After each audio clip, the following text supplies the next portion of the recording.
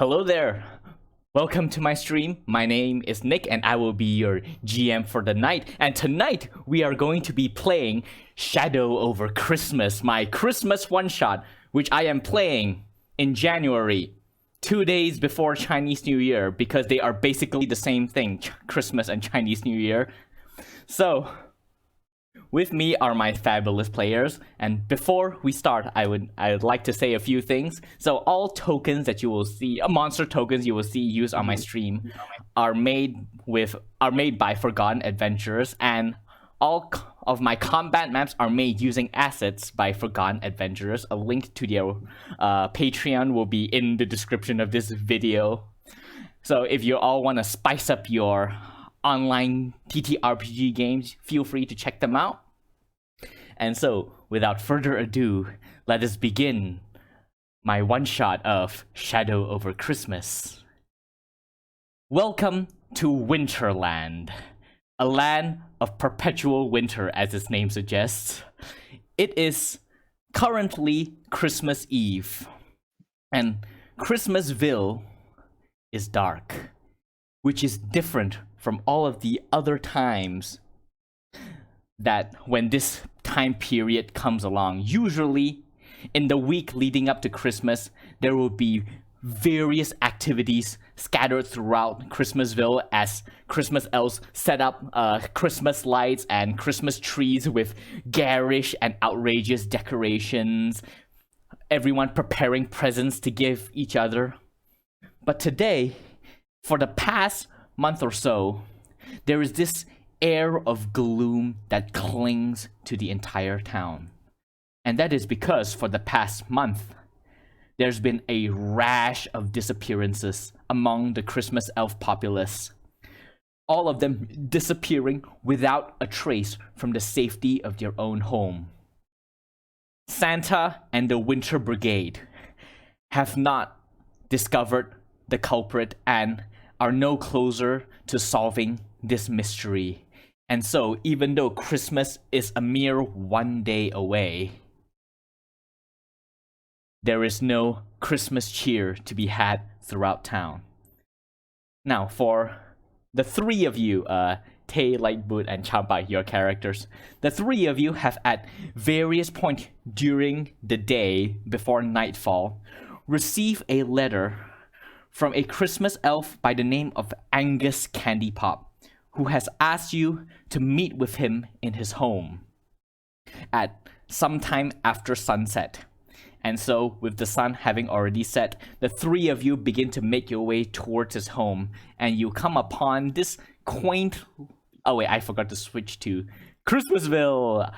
Thanks to Pixabay, my friend introduced it to me so that I can use random free asset pictures so you all don't just stare at the same screen for like hours at a time. But yes, y'all eventually you all come upon Angus Candy Pop's quaint little cottage, which is sparsely decorated with Christmas iconograph. And as you arrive, the three of you knock on the door, and before long, the door opens and you see behind it a super old and wrinkled Christmas elf, hunched with a walking stick, green pointy hat, and he's wearing this faded red and green, you know, the typical stereotypical Christmas elf outfit, you know.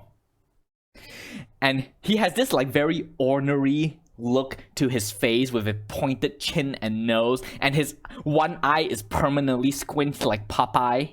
And as he opens the door and he looks at the three of you, all right, come on in.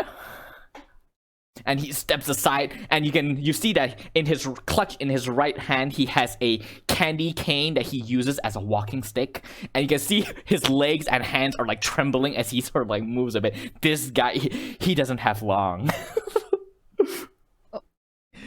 And he ushers you, the three of you, in. Oh. Okay. Awesome. Hello. Nice place you got here. Oh, thank you. Now, why don't you step into the threshold so I can close the door and keep the cold wind out? You're right. We're gonna step in. I want to just try and step in. Maybe look for a heat source. All right, yeah. As he closes the door, you can see this house is like mostly there is just two rooms. There is the living room, and then at the back is the kitchen. You can see his bed, which is just like a straw bed, pushed up towards one side, and on the other side, you can see there is this large hearth. And before it, there is a sort of like a dinner table with chairs around, and he gestures for all of you to go towards it. Well, go take a seat. Give me a moment. I just need to fetch something from the kitchen. And he rickety walk towards the kitchen as the three of you sit down around the dinner table. And as you do, the three of you regard each other. Now, why don't you all introduce yourself? Why don't we start with Tay? Okay. Hello, I'm Scout. They them pronouns. I am a fighter cleric. I am devoted to the workshop, Santa's workshop, and due to my devotion to the workshop in defending all of the elves that work there, because I have such a big Christmas spirit that's why I was blessed with being a cleric. And I am a rock gnome, so I am not mighty small, just a little small, just a teeny weeny little Okay. smaller than your average person, but still, I am devoted to Christmas, and whatever this is that's happening, we're gonna get to the bottom of it. All right. Well, technically you're a Christmas elf, but you know.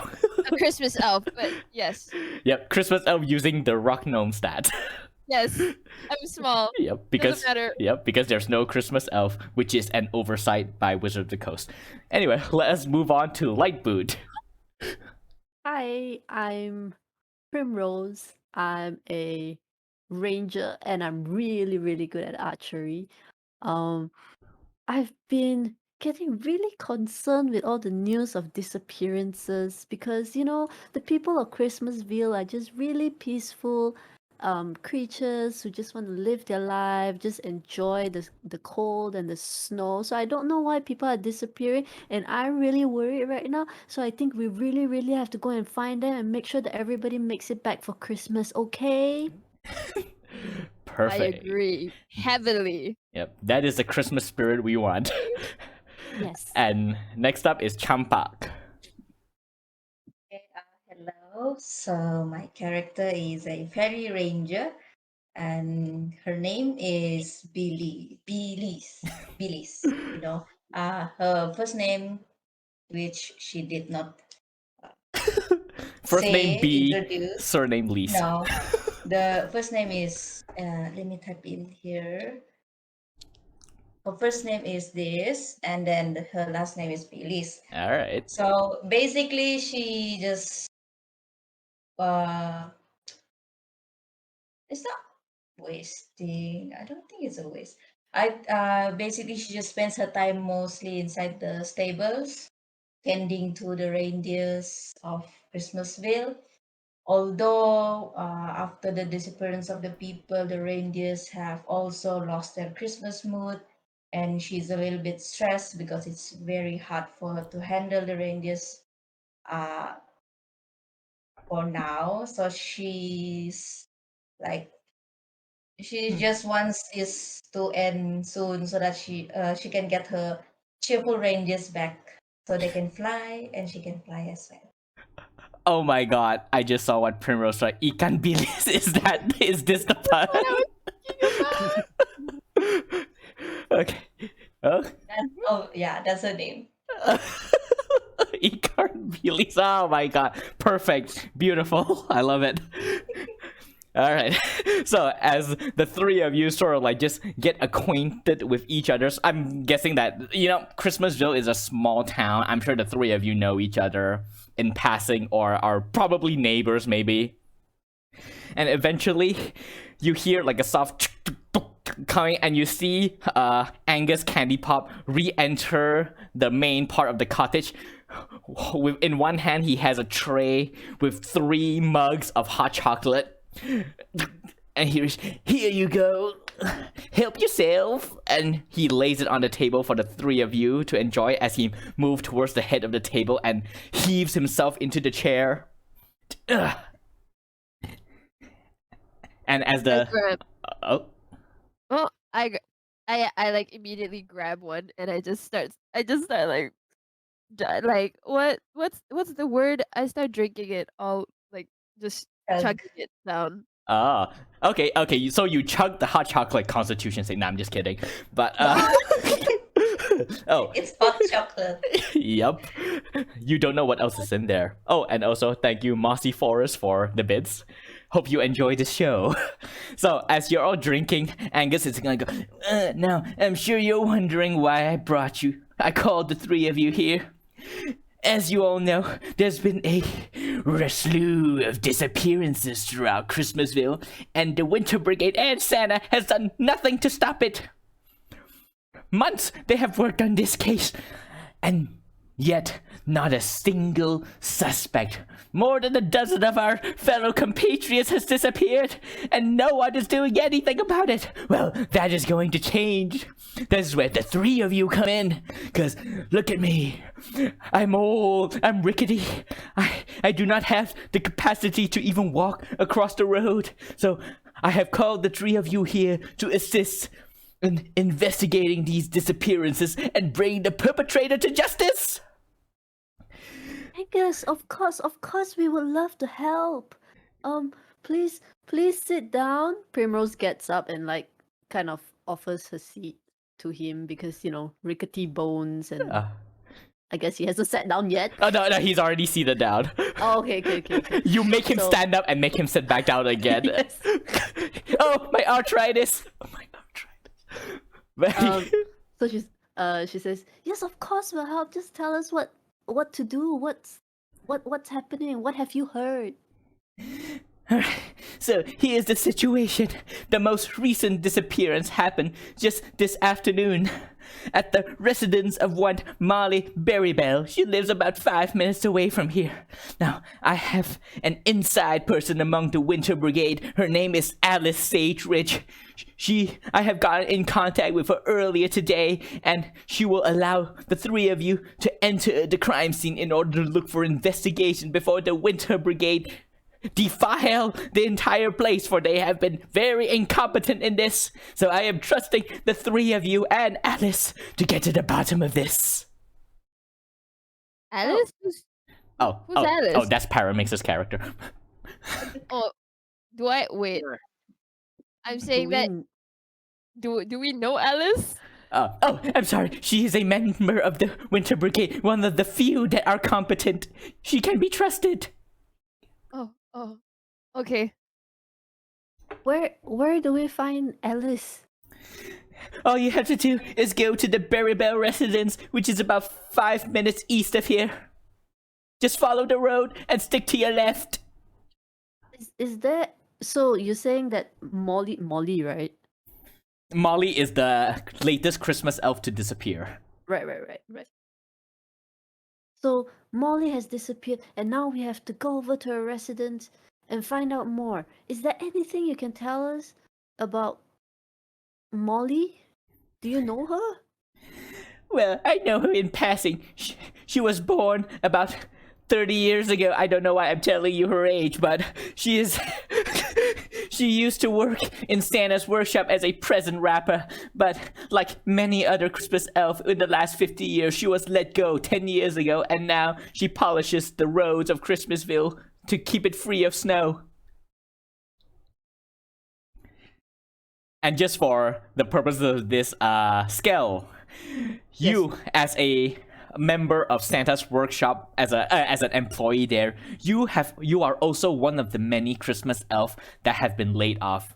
But you are the most recent batch. You were only laid off a few weeks ago, replaced by snowmen that Santa invented about 30 years ago. And ever since he invented the snowman, he has been quote unquote letting go of most of the Christmas elves working at the workshop and replacing them with these snowmen that can work 24/7 and has no sapience and sentience.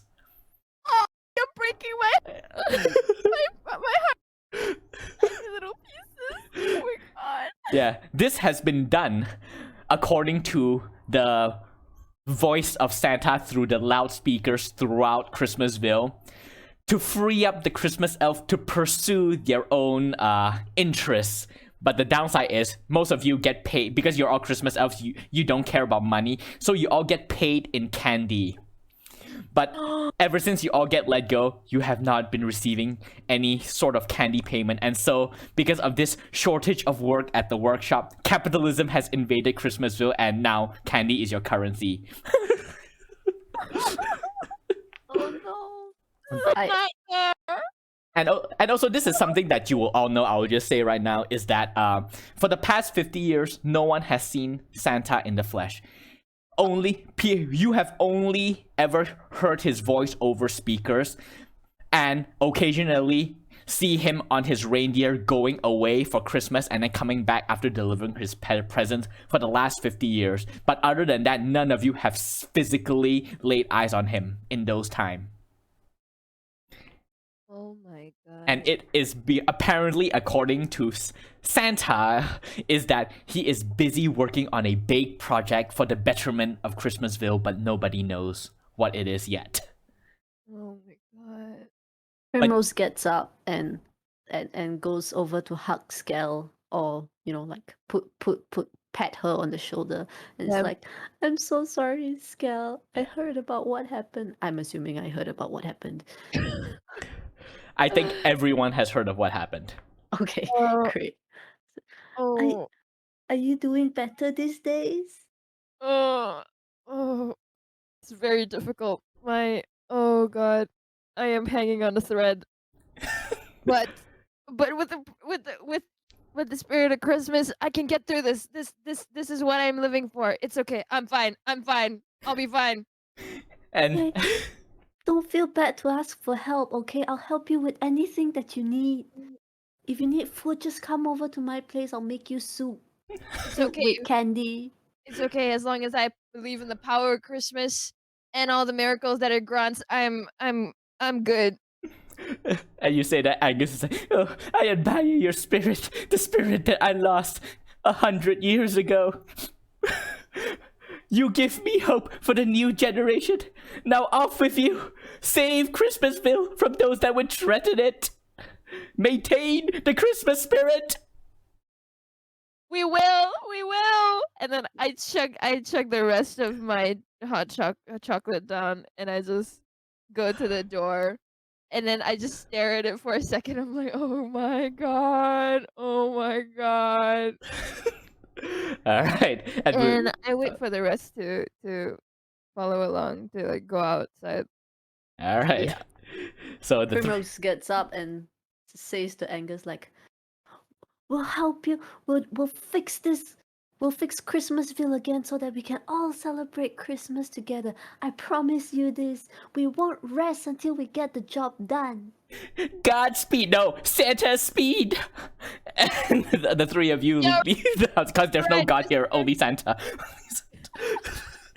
And the three of you set off away from Angus's cottage back out into the wider Christmasville, and you all trek your way according to the direction that Angus gave you, and eventually you all come upon this the small, tiny little single-story cottage with gable roof, and it has security tapes around it, and these security tapes are basically red colored and decorated with like snowflake icons because, Winter Brigade. And you can see, standing towards one corner, is another Christmas elf. Paramix, why don't you introduce your character? Hello everyone, my character is Alice Sage-Right, a Lightfoot halfling, and she is a druid, and she works as the she works as the Winter Druid, aka one of the police of Christmasville. All right. That's nice. Okay, so the three of you approach Alice, and so Alice, like I've mentioned before, you were reached out to by Angus Candy Pop earlier in the day, asking you to assist him in letting 3 other Christmas elves to enter the crime scene because you, like Angus, have become increasingly jaded by the Winter Brigade's inability to solve this case, and so you are willing to take on any help you can get, even if they are outside of the Winter Brigade, because your fellow compatriots are just straight up incompetent. So you see these 3 Christmas elves approaching you right now. What do you do? Give me a second. I'm sorry. So, okay. So I, excuse me. So, Alice will glance towards them and stand aside after out of thinking. So, are you the ones that Angus recommended to me? Hello? Are you Alice? Yeah, I am. I am. Nice to Okay. meet you all. Nice to meet you all. Nice to meet you. And I like reach out my hand to like shake your hand. Yeah. Sorry. Okay. I hold up my Nice. hand, shake. Yeah. Alice will shake as well. Ooh, nice firm grip. Eh, Hi, Thank you. Alice. Hi, Alice. I'm Primrose. This is Scal, and this is Belize. And yes, Angus did send us here to help you out on this mystery of Molly's disappearance. How can we help you? Well, well, well. I hope one of you guys are good investigating. Okay? I'm actually more of a tracker rather than a crime scene investigator. But and these days I really wish I have very sorry. These days I really wish sorry my compatriots are actually competent, but none of them has been helping me on my case. Or rather, every time they help me, they just make things even worse. Oh man. Doesn't Oh sound no. great. Yeah. It is that bad. I see. Well, worry not. Because of the Christmas spirit, we have been brought together to solve this mystery, and solve it we shall. As long as we believe in Christmas, anything is possible. And I think maybe some of us have the capacity of investigation. I'm not sure. But whatever it is, we'll get down to it. You worry. It'll be okay. We can go through this. All Yeah, right. we can. And with It's like being a cheerleader in the background. honestly. Yeah lah. But sorry, just to say a bit lah. Alice will be a bit skeptical. Sorry a bit for the skepticism lah. But the strength. While I still believe in the Christmas spirits, the fact that the cases I have not made much progress in the case have been dampening the mood. So Well, hooray! It is okay to be lost. It is okay to feel a little bit like jaded or discouraged. It's okay. Christmas spirit is always there even when you're down. yeah, and You'll feel it besides, soon. You'll feel it soon. Don't worry. you have 6 extra eyes now to help you. 6? Oh, yes. 2. Well, 2 per. does Yes. anyone have more than 2 pair of? I mean, more than 2 eyes? I mean, we don't know. I know Christmas elves. We've never seen a Christmas elf. For all we know, they have 5 eyes. That's true. You have extra eyes now. Yep. It is canon now. All Christmas elves have 5 eyes and 3 hands. Does that mean we take extra action? Don't get ahead of yourself. I'm just kidding. Anyway, What is to ask? Eldritch Abomination Christmas elves. Biblically accurate Christmas elves, if you will. I would love them. Biblically accurate Christmas elves forever. Yeah.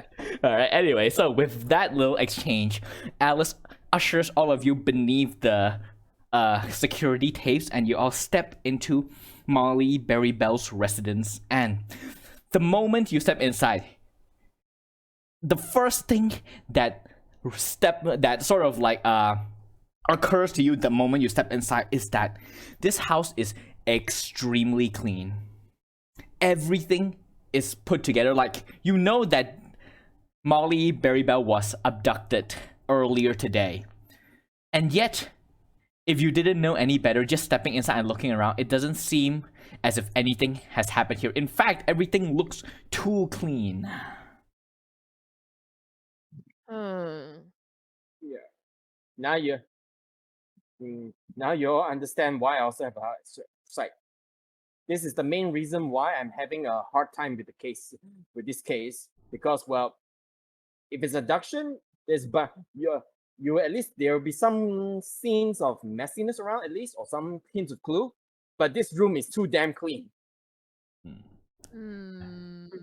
Primrose Maybe would it's in the details. Primrose would like to look around and see if there's like the placement of dust, if anything has been moved recently, or is there just no dust at all? All right, make an investigation check. First roll of the game. Woo, let's go. Investigation. Woohoo! Oh, okay. Of course. Okay. First roll is good. The rest will. Okay, so with your 17 investigation, you can definitely tell that this place, something has happened and cleaned up and replaced. It almost looked as if this place is set up almost like a museum, like a museum piece meant for you to watch and peruse instead of a place that is lived in. And this is very, very mild, but can catch like this faint scent of bleach in the air. Bleach. Okay, I Yep. tell everyone this. So definitely with that you can work out that something has happened here and someone cleaned it up vigorously, but evidently not well enough because you can still smell the bleach in the air. So you're hoping that maybe this shows a sign of maybe clumsiness that you can exploit. Can I go down to the floor and try and sniff it more so that I maybe can know how long the bleach was there? Like, Oh, yeah, this will is it be recent? this will be a perception check then. Okay. Yeah, and in the meantime, Skell and Alice, what are you two up to? Whoa! Oh, nice. Okay, okay, we We are will, gonna solve this case in like 2 minutes. yeah, all right, we will get to that soon. But in the meantime, Skell and Alice, what are you up to in this space? Does Christmas Bill use more than one brand of bleach? They use Santa's whitey white, well, Santa whitey whites. You know, his famous beard, as clean as Santa's beard. A universal bleach in Christmas Bill? Yeah, whitey white is the main bleach brand that you use in Christmasville. It has the picture. It has the mascot of literally Santa winking with a thumbs up, and his beard is shiny. Okay. Yeah, I would say that with that you sort of like at one point you open the kitchen sink and you see a bottle of whitey white bleach and it is half empty. Half Okay. empty. Okay. I didn't touch it, right? No, I didn't. I didn't touch it. Okay, so Yeah. oh yeah, and Alice, what are you doing? Alice will be considering the fact lah. Consider the fact, and then she will. Sorry. She'll she'll say, you should. She'll decide examine what Primrose have discovered, and then she'll praise Primrose for it. Well, I guess my initiation about yours is wrong. At this point in the RPG game, Alice will have +5 friendship with everyone. Just pops out at the bottom right corner. Yeah. Then at this point, Alice will be quite happy. Like, will be quite happy because she'll just say that those incompetent fools, sorry, those incompetent fools at the brigade. Yeah. Okay. Alice will also join searching around the place as well. All right. Actually, with that, because Billy's roll like a monster perception, we'll just take it in as a sort of like a group effort. So, Billy, as you sort of like kneel down and adopt a more feral stance and start slipping around the floor. It's the reindeers taught me. Yep. Like for a second, you all can see a silhouette of reindeer horns, antlers on her head. But as you sniff, you begin to catch a scent. An earthy scent. that doesn't belong inside this cottage. And as you're like sniffing, Skell, you standing by the kitchen sink holding onto the bottle of whitey white, you see Belize stick her head into the kitchen sink for a moment, and here is where the smell is strongest. And Belize, you see where underneath the kitchen sink where the whitey white bleach bottle has been, you catch a single strand of fur. You pick it up and hold it out into the light, and it is green. Bag it! Bag it! Yeah. Wait. Wait. Don't. Be Wait. careful a bit. Be careful a bit. That's important evidence. We found something. Bag it! That's what cops do, right? Okay. Bag it. Yeah, I think so. I am not a cop, Yeah. so I don't know. No, basically, Alice will take take out a pair of gloves. Take care of a pair of gloves. Question now. Does does Christopher has clean plastic bag? Or I mean, you all make candy. I'm sure you all have plastic. Yeah, you all have the investigation bag. The evidence bag that cops use to put stuff inside. yeah, evidence bag. Yeah. Sorry, evidence bag, and Alice will slowly move the fur and put it inside the the evidence bag. All right. And so you see this fur. Actually, I will say that all of you, since you all are like permanent residents of Christmasville, you all lived here for a very long time. You know of only one entity in Winterland that has green fur. It is a Yeti by the name of the Brinch. He is the leader. Yeah, the Brinch. He is the leader of the Anti-Christmas Order, also ACO. Oh my god. And he has Wow. he has a feud with Santa that has lasted for centuries. Oh my god, this is so conflicting for me. Yeah. Basically, the Brinch hates the concept of Christmas and the Christmas spirit. He hates the idea of giving presents to children that doesn't deserve it. And so he has quote unquote wage war with Santa, which basically amounts to playing pranks here and there, sabotaging the sleigh, freeing the reindeer from their pens, that kind of thing. Nothing too serious. But yes, the moment you all see the green fur, that is the fur. The Brinch is the first thing that pops into your mind. The bridge was here. The Brinch. And wait. The Grinch.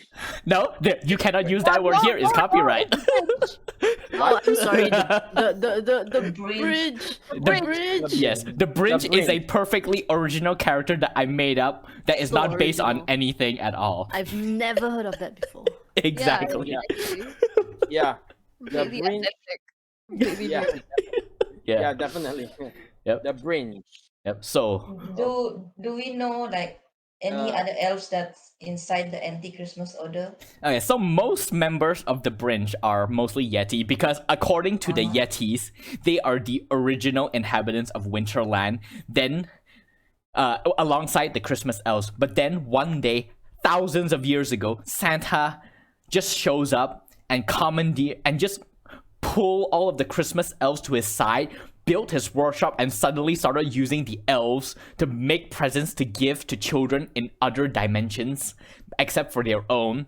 So the Yetis, with the Brinch being the most vocal voice, sees Santa as sort of like an invader into their home. Oh. Oh, Oh, I see. no. Oh, yeah, the Brinch. The Brinch. Yeah, but of course, so much time has passed that even the oldest Christmas elves in Christmasville no longer know what is the truth. It is sort of like, it is one of those, he said, she said kind of thing, like, it's all muddied up, history is just like, tossed salad. Yeah. But that is what you know that the Yetis and the Brinch and his Echo believes. Yeah, okay, but basically, just to recap, the Brinch basically all the disturbance that Brinch did lately is just at best, it's just mischief at best, all right? Yes. even the most recent rumors about him is still the same, oh. Yeah, the most recent thing he did was basically collect like a bunch of reindeer shit and scatter it onto the roofs of the workshop, and that's about it. Okay, then then Alice will say, okay, this is rather odd. Odd. According to what I know so far, the Grinch doesn't do anything like this. I mean, kidnapping people. You think Molly was kidnapped?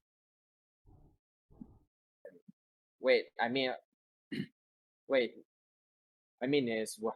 Wait, everybody knows Molly has been kidnapped already, my out character. She was missing, but we didn't know she Yeah. was kidnapped. Or maybe she just ran away. Yeah. It looks like it's a kidnap situation, but we don't know for sure. Maybe Yeah, she's trying to okay. cover up something. Sorry about that. Out of character. Character. This is just Alice muttering her own words only. It's just a random conjecture lah. No evidence lah. And this is strange. Is there any secret doors in the house? Like trapdoor basement to go out, or like a hidden room? I will say with the 24 that BT's rolled, she did not detect any secret doors of any kind. Okay. Oh man. Okay. Can we check around one more time just to see if we missed out anything? Okay, I'll say you all don't have to roll for this. You go around and check and can see the refrigerators are all fully stocked. And you sort of like go towards, so this is a single story house, so you go towards like the different rooms. You can see there is one storeroom, and inside there are like a bunch of like, there's like a small little box of like candy inside, which is basically, purse just sitting over there. And you can see her room is very well made, doesn't look slept in. Again, looks like it has been put together and smoothed out. So at the very least, you all know that at some point something happened in this room that required the use of bleach, and then whoever was involved in this situation then cleaned the entire place out and rearranged everything until it looks like as if no one was here. Yeah. Okay. So the next step then, okay. Well, since this is our only clue right now, and we only know our first biggest obvious clue. So let's go find. What's his name again? Angus? Grinch. Or the Grinch. Brinch. Oh, the Brinch, alright. Alright. Let's go find the Grinch. Okay. Wait, do we even know where he lives though? Okay, this one I will say Alice will know because you keep an eye on all troublemakers in Christmasville. You don't know where the Brinch live specifically. No one knows where he lives. That's how he's evaded capture, and also because of the Winter Brigade's incompetence. But you know that he operates somewhere to the north of Christmasville in the forest. In that general northern area. In the General Golden, yeah. Okay. So this at this point, this is where Alice's tracking skills can work in at least. Yep. All right. So do you all set off into the northern forests? Yeah, let's go. All right. With that, the four of you. Wait. Oh yes. Wait. Before that, like, is it? Question. Can I use locate animals or plants with the branch hair? Okay. Does it specifically say that it is only for beasts or also for other stuff? Specific kind of beast or plant. Oh, the Brinch is not a beast. Okay. He is a monstrosity. Okay. Oh. Oh no. Yeah. But who knows? Maybe that could come in handy. You are heading into the forest after all. Ooh. But yes. Okay. Oh. I have a question. Around what is the time now in game? I will say by now it is 9 o'clock, 9 p.m. Okay. Yeah. And again, there is the Christmasville is dead.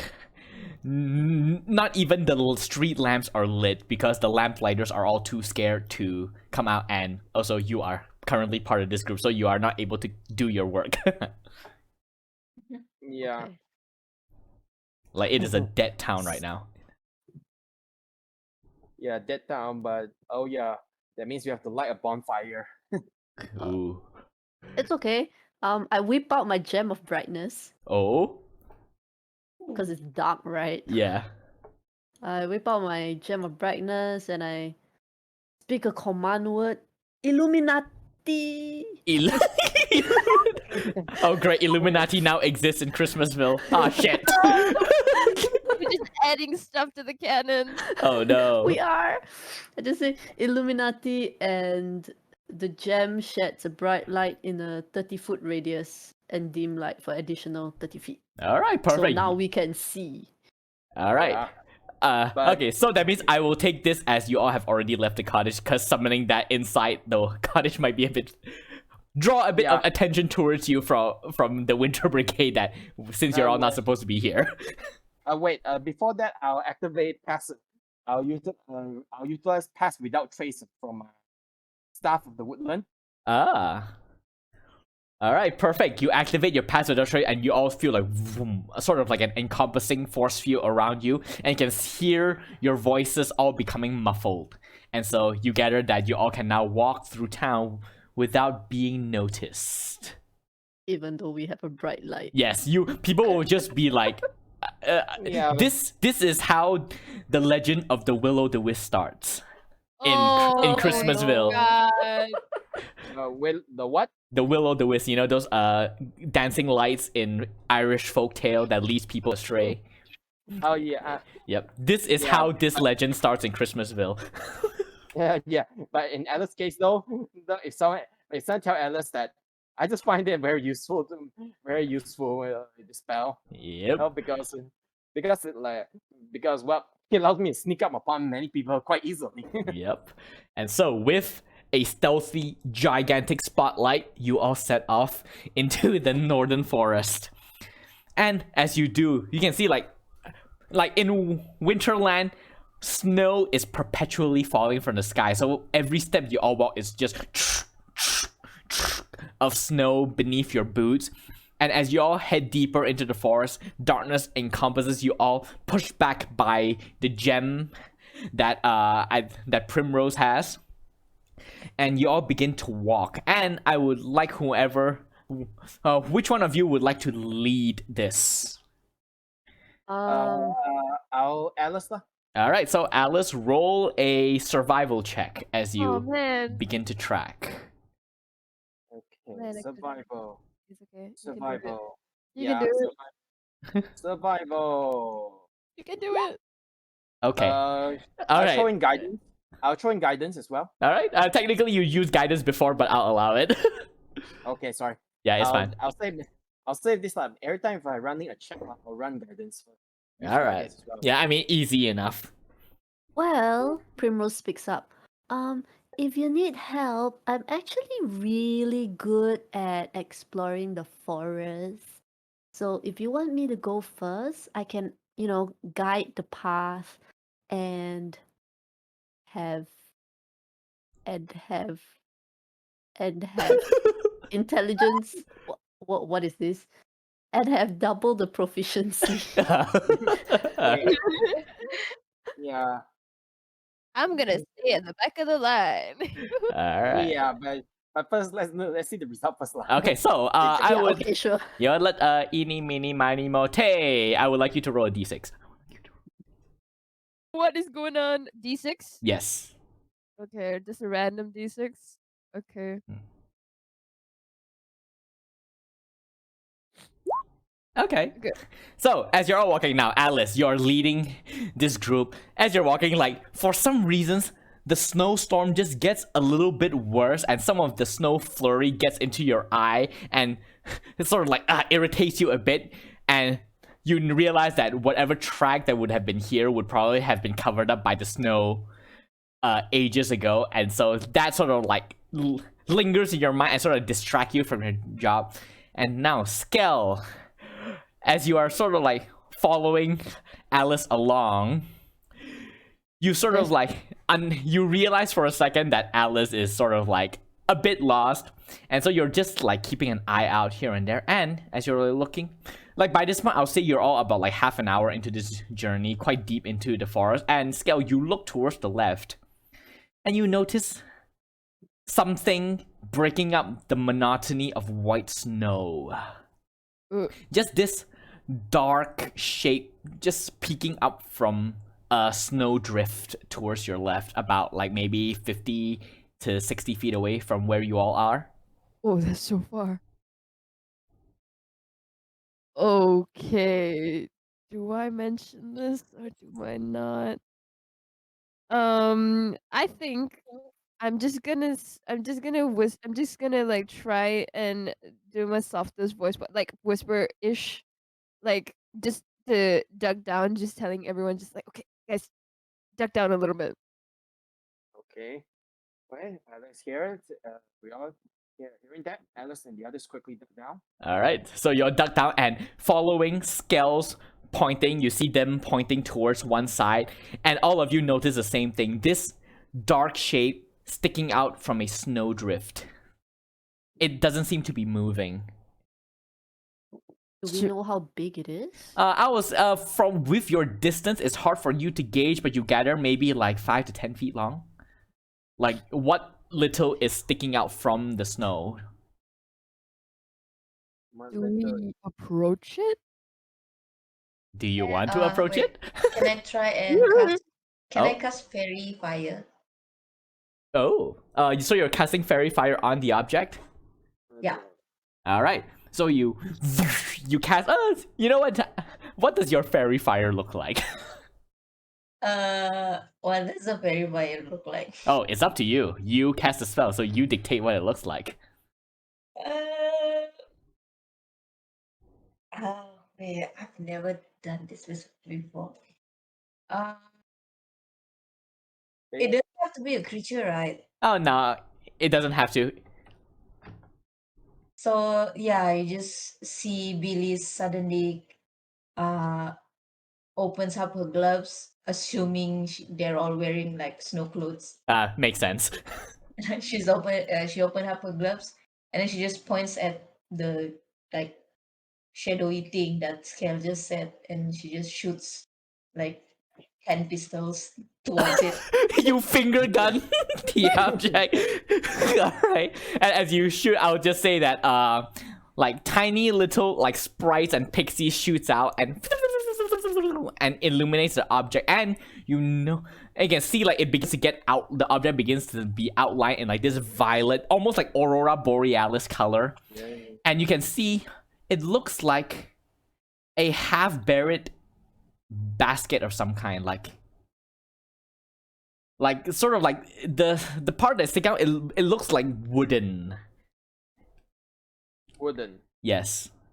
It's something buried in the snow. Yes. Yeah. And also I'll say with the light, you can see like on the lid of this large basket of where it's sticking out, you can see like what looks like either ropes or wires sticking out at random intervals, at like even intervals along the side, as if it is ringed around the lid, and the ropes then goes into the snow. You do not know what they are attached to. Okay. Hey, can I run an investigation check? All right. So are you going up to this basket? No, I'm not like. Can I check her perception from distance, not too close, because at this point, Alice will suspect it's a trap. Oh, okay. Make a perception check then. Okay.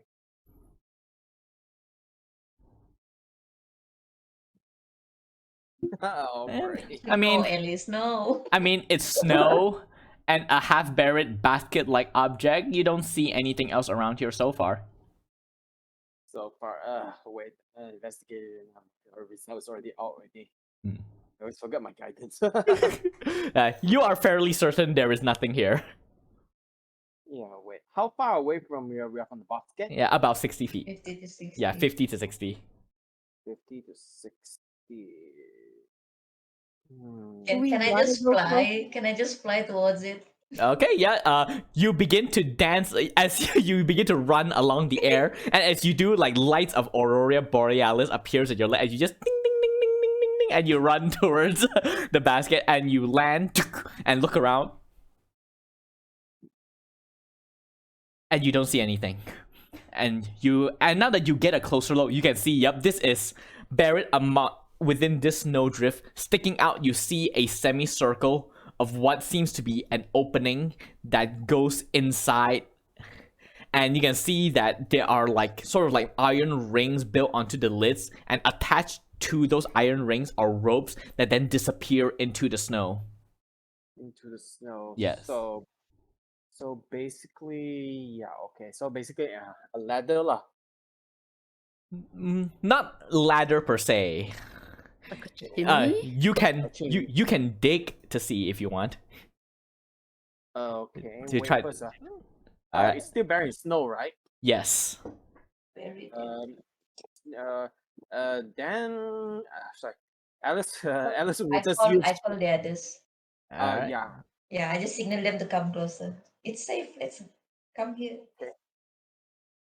Alright. Okay. I go over. Running. I start running over there. I'm Alice- like, Alright. Alice will go over there as well. All right, dexterity. Nah, I'm just kidding.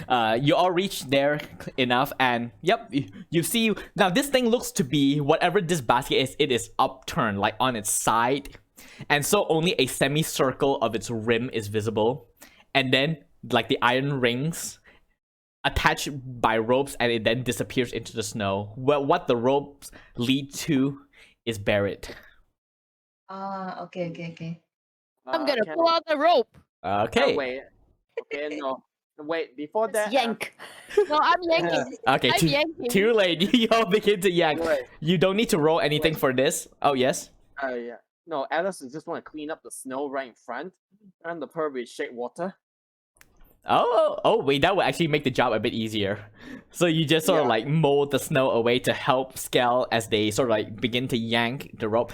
And as you do, you all reveal more and more of remove more and more of the snow, and eventually you discover that these ropes are connected to a series of pulleys, of sort of like other rope systems, and then you see some sort of fabric, but when you touch it, it doesn't feel like fabric. The texture is a bit rough and plasticky, but not really plastic. For the Christmas elves, as you expose this, and I will say you all also dig the rest of the basket, and you can see that it is sort of like a large, like maybe like the mouth of it is about like 7 feet wide and about 5 feet deep. And you all, the Christmas elves will not know what this is, but for the players, this is a hot air balloon. Hot air. A buried Yeah. hot air balloon. What's left of one. It is, you look at it, it is damaged along one side of this place, you know, where the person stands in. It is like cracked. And the place where the fire would have been to push hot air into the balloon, it is completely crushed and destroyed. This is what's left of a destroyed hot air balloon. Hot air balloon. Yes. There's nothing inside the Right. basket itself. You make an investigation check. Investigation. Yes. Meanwhile, Investigate. Yes. Oh, damn. Okay. oh, that's high. Yeah, we will get to that. What were you saying?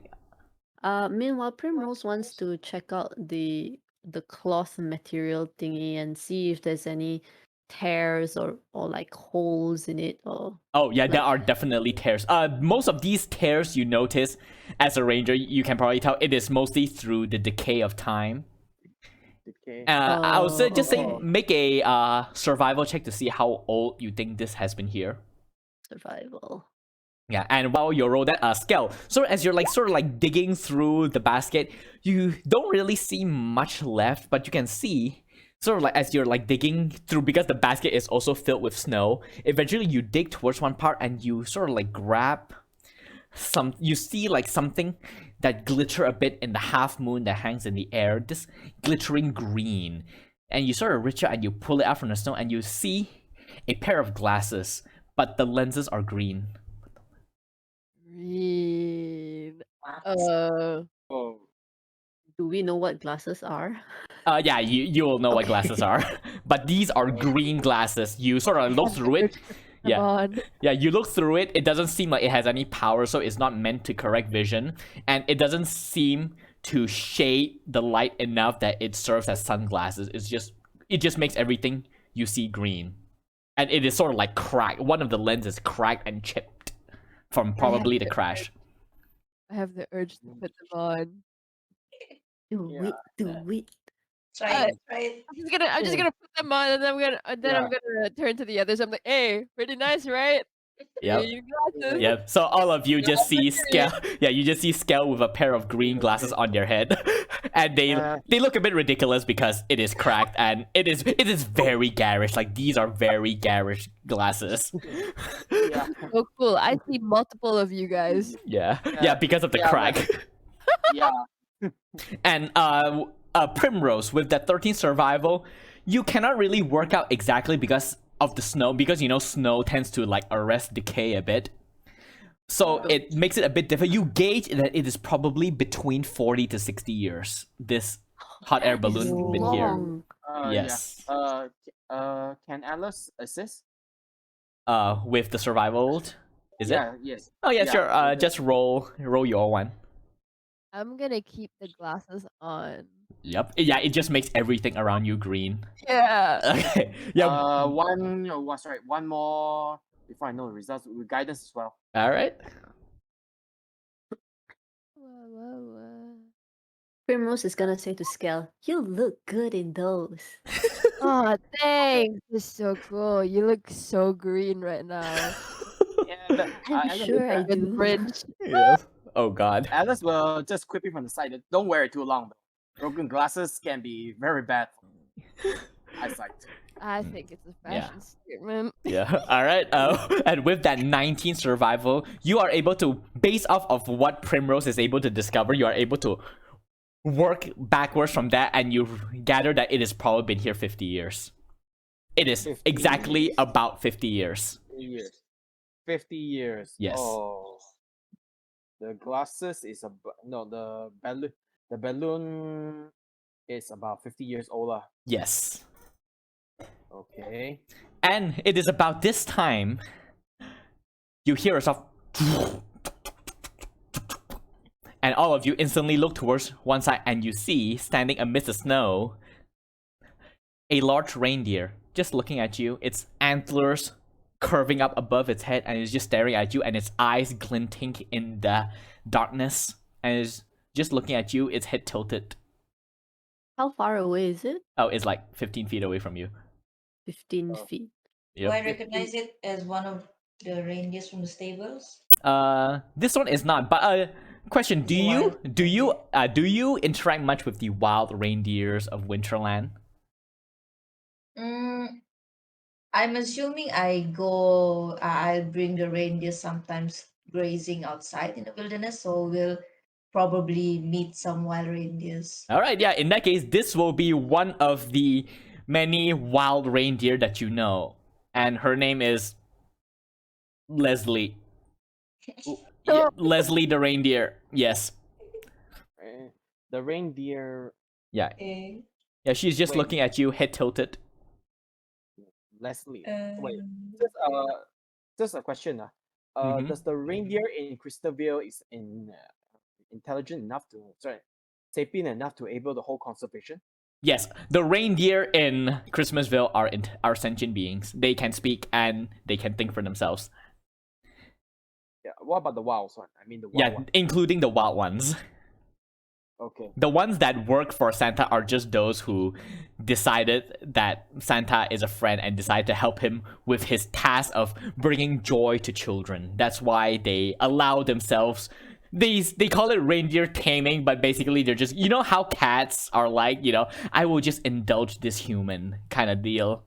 Yes. yeah. That's basically reindeer in Christmasville, but they can speak. Primrose is just gonna approach the reindeer really slowly, no quick movement, and she'll say, "Hi, friend. What are you doing here? It's night. It's cold. Are you lost?" And then the reindeer just open her mouth and goes, "Oh no, I'm just taking a midnight stroll at 9 p.m. What are you doing here?" That's not really midnight, isn't it? I They are mean, taking a stroll too. Yeah, agreed. oh, I see you found the buried treasure. She turns and looks towards the hot air balloon that you all don't know are hot air balloons. Treasure? What do you mean? Oh, you know, that thing fell from the sky. Well, that thing fell from the sky. Yeah, many years ago. I wasn't there when it happened, but I heard some rumors. Well, what do you know about it? Oh, not much, just that at some point during Christmas of ages past, it just streaked and crashed into the snow. Occasionally, my herd will come to just sniff around it, but it's just mostly a decoration at this point. What's your interest in it? Why are you trying to dig it out? You're ruining the scenery. We just found. This was just intersect. Say, well, we just found it by accident, and this is the first time we are seeing it, so we got a bit curious. Oh, you intersected by accident. Are you out here in the cold, dark forest looking for something? Yeah, maybe. That's what Maybe. We're looking for the spirit of Christmas. Some of my friends here seem to have lost it. Oh, that is a pandemic going throughout Christmasville. Christmasicitis is called among the reindeer. Oh, Oh, What? They'll just drops their head and they just like shake their head. They're like, Yes. oh. Yep, Christmasicitis, a very virulent disease afflicting Christmasville right now. They call it Crovid. wait, but No, I'm just kidding. No, that's getting a bit too real. But yes, no. We can just say that. Alice, let's make it slightly realer. But Alice will say that. What the fuck is going on happening outside Christmasville to have such a rumor? oh, I know. But anyway, so you're all trying to look for something in this forest? Yeah, we are. Well, what are you looking for? Perhaps I can help. Oh god, my voice has changed. Do you know Uh, where the Grinch lives? The Bringe? Why are you looking for the Bringe? Oh no, he's just an old friend and we haven't seen him in a while. So, since everyone's having are not really feeling the Christmas spirit, we thought we would, go over and see how he's doing, maybe cheer him up. Oh, I forgot to switch you all to the forest page. Okay, so you say, "Oh, how nice." No, wait, no, deception check. Please. Oh, Deception. I'm not Oh. deceiving. I mean, I will give you advantage because the others are helping you because you're all Oh. here. and everyone is smiling, right? Yeah, I'm you're all just. standing there with broken green glass. Yep. uh, okay, Alice I will forget just. that I'm not playing a high charisma character. Yeah, but I should. Yeah, true. Hmm. Alice was just standing behind back, pull out her hood and just cover her face a bit. Okay. And Can I try?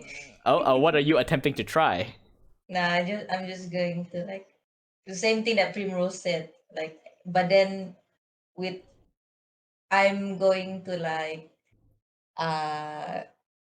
what's it, pet the reindeer, make it more relaxed. So Oh. I don't know, make it easily believable. Like, Okay, I'll make an animal handling check then. okay. No. Oh. Okay, so as you're all like petting, he goes like, and for a second, let's say, "Oh, that's nice. Wait a minute. The Grinch hates Christmas. Why would you go to it for Christmas spirit? That doesn't sound right. What is going on Oh. here? No, we're just going because Yeah. it's so Yeah. long. You want to so- help him find the Christmas spirit, like we know it's uh, a very long time. But I'm a devotee. I devote myself to the Christmas spirit, and I just want to bring the joy around, you know. And I got like these green broken glasses on my on my face. I'm like, wait, Bruno, sorry, Alice will at least interject us. Nobody came up with the act lah, Primrose. Well, Alice will just say, sorry. Well, there's, I will straight up admit, and there's some things there. Have you heard about the recent happenings at Christmasville? Oh, you mean the disappearances? Everyone knows about it. Yeah. Okay. This will be make it easy. Well, we found some. We found some evidence that the Grinch may be involved. Oh, you think the Grinch is involved with the this reindeer's becoming goofy now. You think the Grinch is involved in this? Wait, becoming goofy. All right. Sorry, something in my throat. a little silly goofy. She's just a little. A yuck? Okay. Alice, well, Alice will feel odd about it, but not going to push first, but prep a bit. By preparing a bit first, just in case things, went south or something. Okay, so you just tell the reindeer about the disappearance, and you think the Grinch might be involved. Yeah, but just evidence no need lah. They're just suggestion only. Well, But Alice will just say, Alice will just say that this is just conjecture in the end because there's a thing investigation called planting the evidence. Oh, well, in that case, I see the Grinch is a good friend of mine. He would occasionally give us some food, so I don't believe the Grinch is capable of such a thing, but then again, his hate for Christmas has been growing of late. Who knows what he would resort to destroy the Christmas cheer. You know what? I will lead you to the Grinch's home. If he is guilty, bring him to justice. If he is innocent, prove it and arrest the true perpetrators. What do you say? I can agree to that. I can agree to that and I will swear upon my honor as one of the winter sleeves of Christmasville. All right. Well, follow me. And Leslie the reindeer begins to deeper into the forest. Wait, before that, I forgot. Before that, Alice will like to. This will burn up 4 spell slots, so never mind. Before that, Alice would like to cast the gift of Advocacy on herself. Oh, what does that do? Basically, it allows me to add 1d8 to my initiative rolls. Oh, gift of alacrity, is it? Gift of alacrity, yeah. Oh, okay, yeah. All right, you cast that on yourself, and so the 4 of you begin to follow Leslie the reindeer, and you all sort of like begin to cut through, and you are all in a very deep part of the dark forest now. Like, not even you, Primrose, have gotten this deep into the forest to this level. But eventually, Leslie will come to a stop near a clearing, and up ahead of you, you see this small little igloo. This igloo that's just like sticking out from the side of a cliff face. And Leslie will go, "That's the Grinch's hideout. You can just walk in through the front door. I don't think he watches it all that often. But be careful, he hates people going through his stuff, so good luck." Okay, thank you, Leslie. Thank you. Thank you. All right. Thank you. So the 4 of you are now outside the Grinch's hideout. What do you do? Oh my god. Wait. Is our just a question again? Is my past result straight still in effect? Your pass, yeah, it is still in effect. Okay, pass. Okay. I'm gonna say Illuminati and turn off the light. Okay. Wait, Okay. True. Okay, just for the purpose, your gem is a triangle with an eye in the middle. You don't know what it means. Oh no. Alice would just say, dimmer the light a bit, but not so much. Put a cloth over it, so not something too thick, but at least weaken light. We still need to see after all.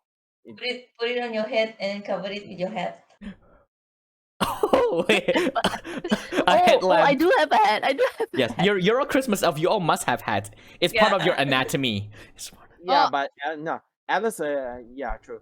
But Alice will probably will switch out her hat to a hood.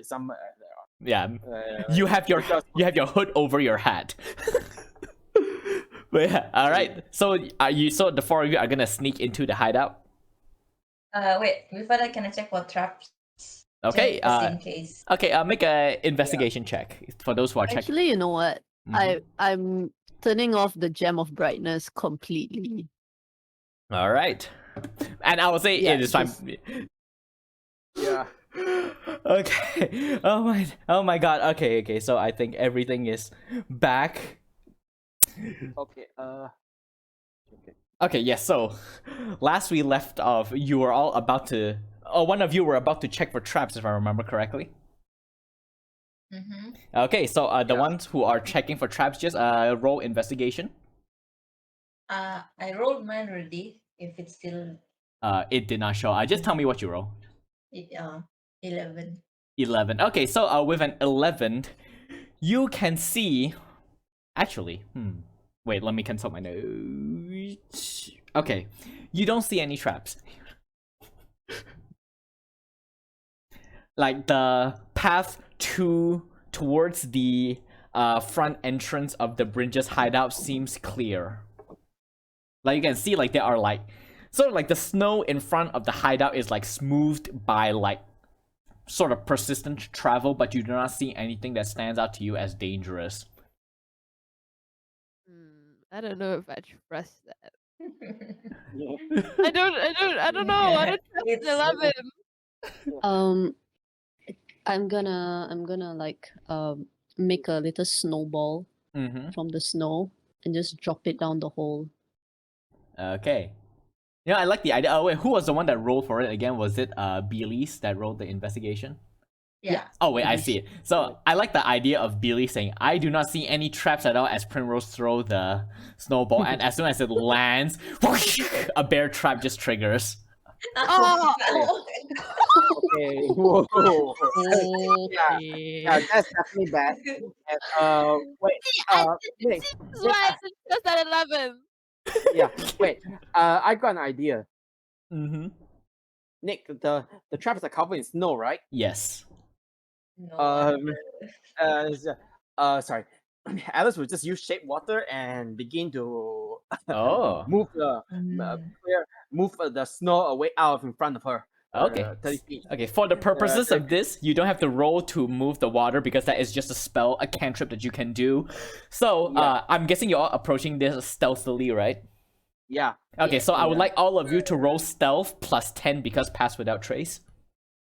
Yeah. Fast Okay. Fast so damage that's is good. still on. Yeah, stealthy. And then we add a 1d10, right? Yes. Yeah. And a 1d10. Just a straight 10. Yeah. Okay. Oh, sweet. Oh, so whatever we get, we add a 10 to it? Yes. Yeah. We are completely stealthy. Wow. Whoa. So stealthy. Stealth. We're stealthy. Everyone's doing really well with stealth. Stealthy. For Yes. Alice, who's a tracker, being stealthy is needed for the job. Yep. All So, of us are trackers, aren't we? Ooh, Yep. stealth. even Skell wearing the green glasses on their face, they're able to navigate easily enough. Like, you just see everything in green tint. It's like, I got the Christmas spirit in me. Christmas is guiding me. yep. And so, This is my destiny. yep. And so as Alice in front, sort of like you're just moving your hands in front and just pushing the snow aside, and over here and there it begins to reveal like the hints of sharp metal teeth of bear traps, so you are able to direct away, and eventually all four of you, and the thing is, because pass without trace means that you cannot be tracked by magical means, after you move the snow away, the pass without trace spell automatically closes the snow behind you and hides your footprints and gaps, so it looks like as if nobody has passed through this area at all. Yeah. And so eventually you all pass into the igloo, and the first thing you all feel the moment you step in is stale air, like inside this enclosed igloo built into the side of this cliff. And you sort of like head through this small little actually quite a wide passageway, like 15 feet wide and about like 20 feet tall.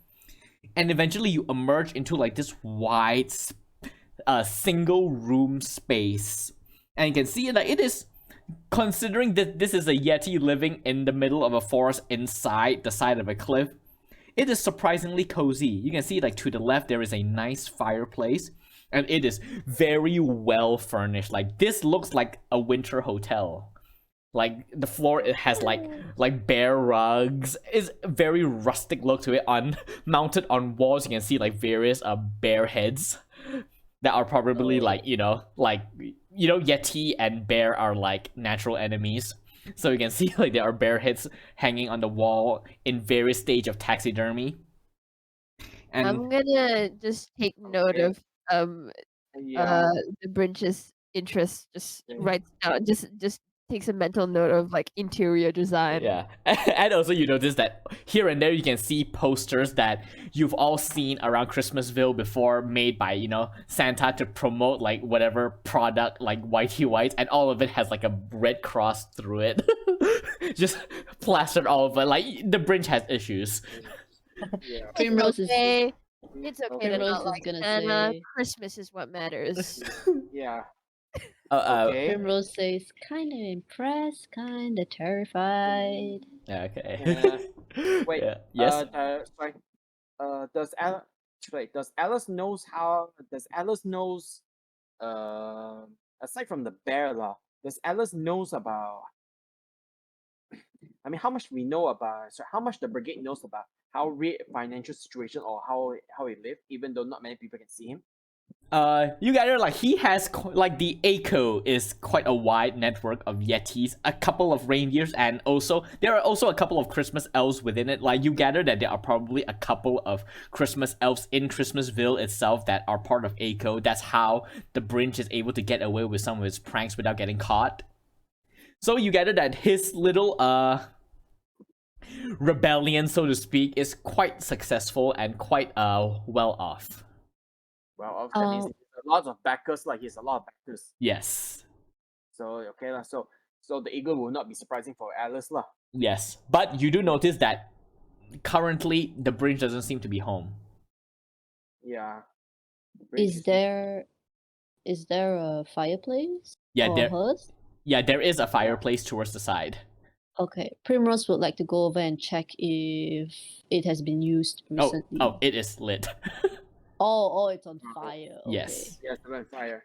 Okay. So. And I will say that towards another side near the small little kitchenette area, you can see there is a single dinner table, like or rather a dinner table for a single person, and you can see there is a stew on it with a mug of some sort of liquid, and the stew is still smoking. Okay. Okay. Then we. Primrose, And just so you know, this dinner table, even though it's meant for one, it is big. Like, it is 3 times taller than any of you, these tables and chairs. Like, it is meant for a creature much larger than you all. Yeah, basically. Oh Yeah. my God. Yeah. I am enamored. Can I smell? Yeah. Can I smell for the bleach? Okay. I mean, I will say that you will not be able to smell the... Okay, wait, actually. Yeah, makes sense. Make a perception check. Are you just specifically looking for the No, wait, bleach or wait. other stuff? No, wait. Including other stuff. Okay. Maybe there's another creature inside. Okay. Oh, and Alice, what were you saying? No, Alice would like to say that we're just seeing. I mean, we see the hot coffee is still rising, ma. Alice will command that silently, la. No, wait, because we still got pass without trace, We'll just say, everyone, be on lookout a bit first, at least, and make sure to constantly check our back. Alright. Check our I'm back. gonna watch the door. Oh my gosh. Alright. Owls. Skell, you can make a perception check at the entrance of the igloo. Okay, perception Yes. 0. Yay! Oh, Beelies, you are rolling not that well for that one. Okay. Okay, so we will get back to you, Skell, in a bit. So, for Beelies, you begin to smell. Now, obviously, the first thing you smell is the same earthy scent that you detected in Molly's resident. Mm-hmm. And also the smell of stew. And with your roll, you don't really know what stew it is, but it is probably meat of some kind. And unfortunately, in terms of smell, that is what you get. But there are still other places. So, like, you can see, like, the kitchenette. Like, so the living room area, like I said, is covered in rugs. There are, like, chairs arranged here and there, like pillows and blankets pressed towards one side. And the kitchenette is literally a sink, a small little stove, and a clay oven. And there's a fridge that, for some reason, is electrical because fantasy. And that fridge is massive, like it is a 15-foot tall and 8 feet wide fridge. Everything's so huge. Oh my god. Yeah. All right. So what do you all do? What do the rest of you do? I want to know, the fireplace. Is it like an actual fire or is it a magical fire? You sort of lean towards it and you can feel the heat, and you notice that while you're outside, you do not see a chimney. So Yeah. and you realize that this is probably magical flame that does not give off smoke. Okay, that makes a lot more sense. Yeah, it is a simple enchantment that most yetis know. They are a magical creature to begin with. Okay, so that's the case. Can I investigate around? All right. What are you specifically checking out? Wait first. I'm look. Sorry. I like to take a look around. Take a look around perception. See anything that suspicious to my eye? Okay. Yeah. Make a perception check, and as you roll, I will say scale. So you are like currently just staying at the igloo and just like looking and watching. Like Yes. you don't really see anything currently, even with the disadvantage of your green tinted glasses. But I will say this will be about a few minutes later, so basically a bit after what happens inside the igloo. You will notice, like, up ahead, you begin to see glimmers of light approaching you all.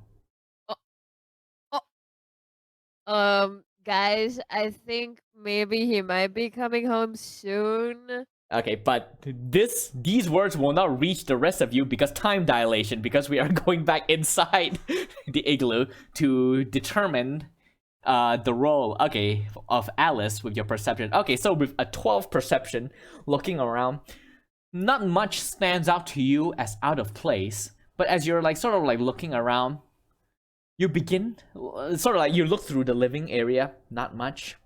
You go towards a small little area pressed to the side where his bed, which is just like a straw mat. I'm hearing myself. Can you all hear this as well? Yeah, there's an echo. Yeah, where is it coming from? Is it an echo? Oh, it might be me. Okay. Oh, is it? Maybe. Okay, well, it stopped, so it's fine. And so you see like the small little cubicle area, which is like just a bunch of straw beds and a pillow and a thick rug. Not much there as well. You find yet more defaced posters of Santa, a very well sculpted statue, wooden carving of Santa that is then broken. You gather that the bridge probably carved out this Santa statue just to destroy it for satisfaction. And you come to the kitchen, and that is when you begin to feel something off. At first, you don't really know what it is. Then you hear soft. Hear what? You hear like a soft dripping sound. A soft dripping sound. A soft dripping sound. Yes, and you sort of look around. You're wondering where, and then you look and you realize that it's coming from the fridge. You can see below the fridge, where the seams of its door meets the rest of the fridge, there is a bit of purple liquid dripping out from it. Elves have purple blood? Yes. Oh, fuck. What? Sorry.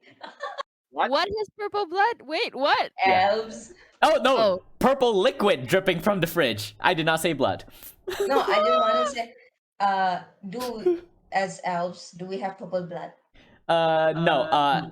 Okay. Elves will have normal red blood. Okay. Okay, Do wait. Yetis have red? Do Yetis have purple blood? I will say, Primrose, as someone who goes around in the wild often, occasionally you will meet with Yetis. Like, they're not all Yetis are like hostile to. Even the Echo are amiable towards most of the Christmas elves, and you've treated some injuries of the Yetis before. And yes, Yetis have purple blood. Oh, blood. And Wait, can I open the fridge? Yes. Is it big? Yeah. Yeah. You will have to. So one of you will have to stand on someone else's shoulder in order to reach the handle. Oh, okay. So in that case, Oh. I'll cast enlarge on myself and open your fridge. Oh. Okay. Whoa, Belize. Getting Alice in Wonderland. Yep. Yeah, so Yeah. Belize casts enlarge on herself and basically becomes like a normal human size. And oh my god, I'm hearing the echo again. Oh god. Okay, hold on. Let me fix this. Alright, yeah, it's okay. So now that Belize is now human size, you reach, you grab the handle, and you open the fridge, and boom, boom, and who else is by the fridge besides you? I think Alice. Alice will be lah. Okay, Alice, make a deck save. Oh, As you watch Oh. a large, furry green thing fall right onto you. Okay. Okay, deck safe. Deck safe, huh? Yes. Oh. Fuck. Okay, so you take. no. Oh Sorry. wow! It's a 12 bludgeoning damage, and you are Hey yo! and you are buried beneath this furry thing, and you can feel a bit of dampness seep into you. And Belize, you being the one to open the fridge, and Primrose, you who hear the thrum from where you are, you turn and you see, as you hear a sound, as Alice gets squashed, you see the large green furry form of a Yeti, Running over. covered in purple blood, unmoving. Primrose runs over. Yep, you run Yeah. over, and Alice is like so trapped beneath the body. So I'm push the body of Alice. All right, so make a strength. Yeah, me too. Yeah, okay. In that case, you don't need to Or roll both of anything. us. Yeah, because you are human size, so you are able to eventually push, and eventually, Alice, you are able to sort of crawl. And it is at this point you all hear Skell's voice going, "I think he might be coming home." Oh, Oh. great. The green Yeti. Yeah, Is wait. it Oh, wait. is it Can I roll the my? Grinch? Sorry. Can I roll the? Wait. I think I need to roll a concentration check. Oh yeah, for pass without trace, just roll con save. Yeah. Okay. Because if that's okay, I got resilient for my concentration. So Okay, that's great. Okay, yeah, that's 20. okay, not bad. Yeah, you maintain pass without trace, and you hear Skell out in the open. You what do you do after you shout? I think he might be coming back. I think I'm just a little bit paralyzed by like panic for a second. I'm just like, oh god. I'm like looking outside, and then I'm looking inside, and I'm seeing what's happening, and I'm like, what is going on? And then I look outside again, and I just kind of like I'm just kind of paralyzed in the moment. But I think I try to go towards like the rest, Okay. and I don't know. I feel like I just panic. All right, so you're like panicking, thinking the Brinch is returning. Then you head back inside the cave, and you see the corpse of the Brinch lying in front of the open fridge right now. yeah. God, Yeah. Can I cast I panic even more. Oh my god. Whoa. cure wounds on Alice? All right. No need. No need. Alice got a potion of healing. Okay. Okay, sure. All right. So what do you all do now? And Skell, and you all heard what Skell said about someone heading towards the cave. Wait first. Oh my god. Is that the bridge? Oh god. Oh god. So then who's coming here? Oh wait first. Alice, quickly get the find. Can Alice run a perception check? With guidance. What are you looking for? A place to hide. At least quickly. Oh, you don't even need to make a perception check. All of the furniture here are much bigger than you. Wait, Oh, is yeah. pass without trace Pass is still still on? active. Yes, it is. Yeah, it is. Yeah. Okay.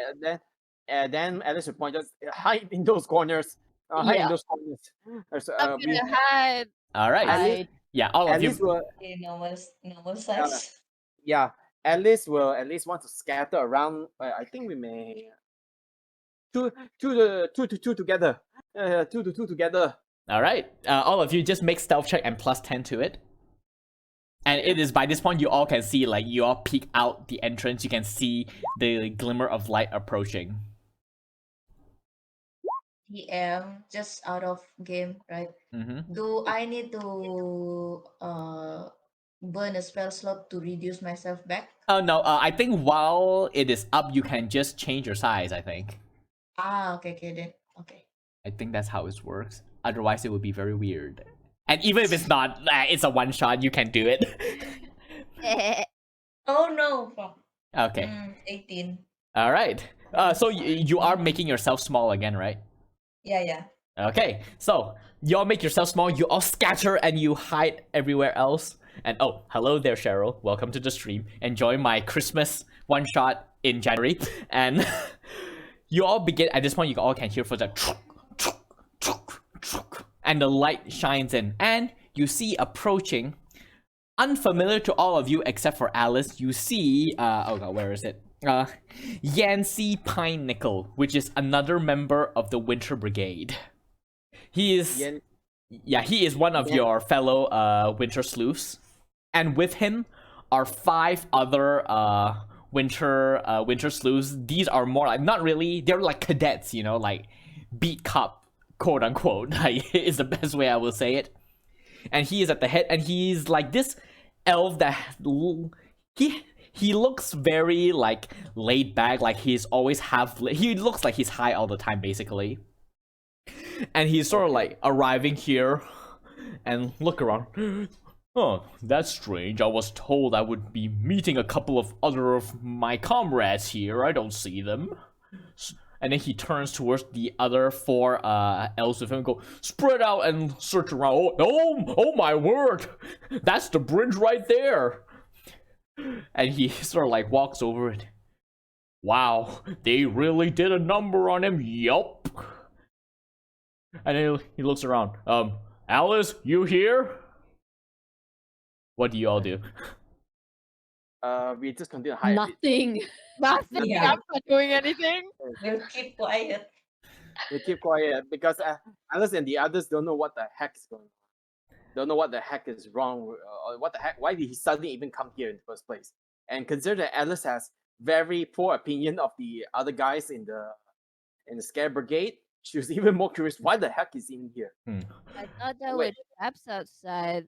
Okay, in that case, while as the other members of the cadets start looking around, I'm gonna roll for their actually, you know what, I'll roll in chat.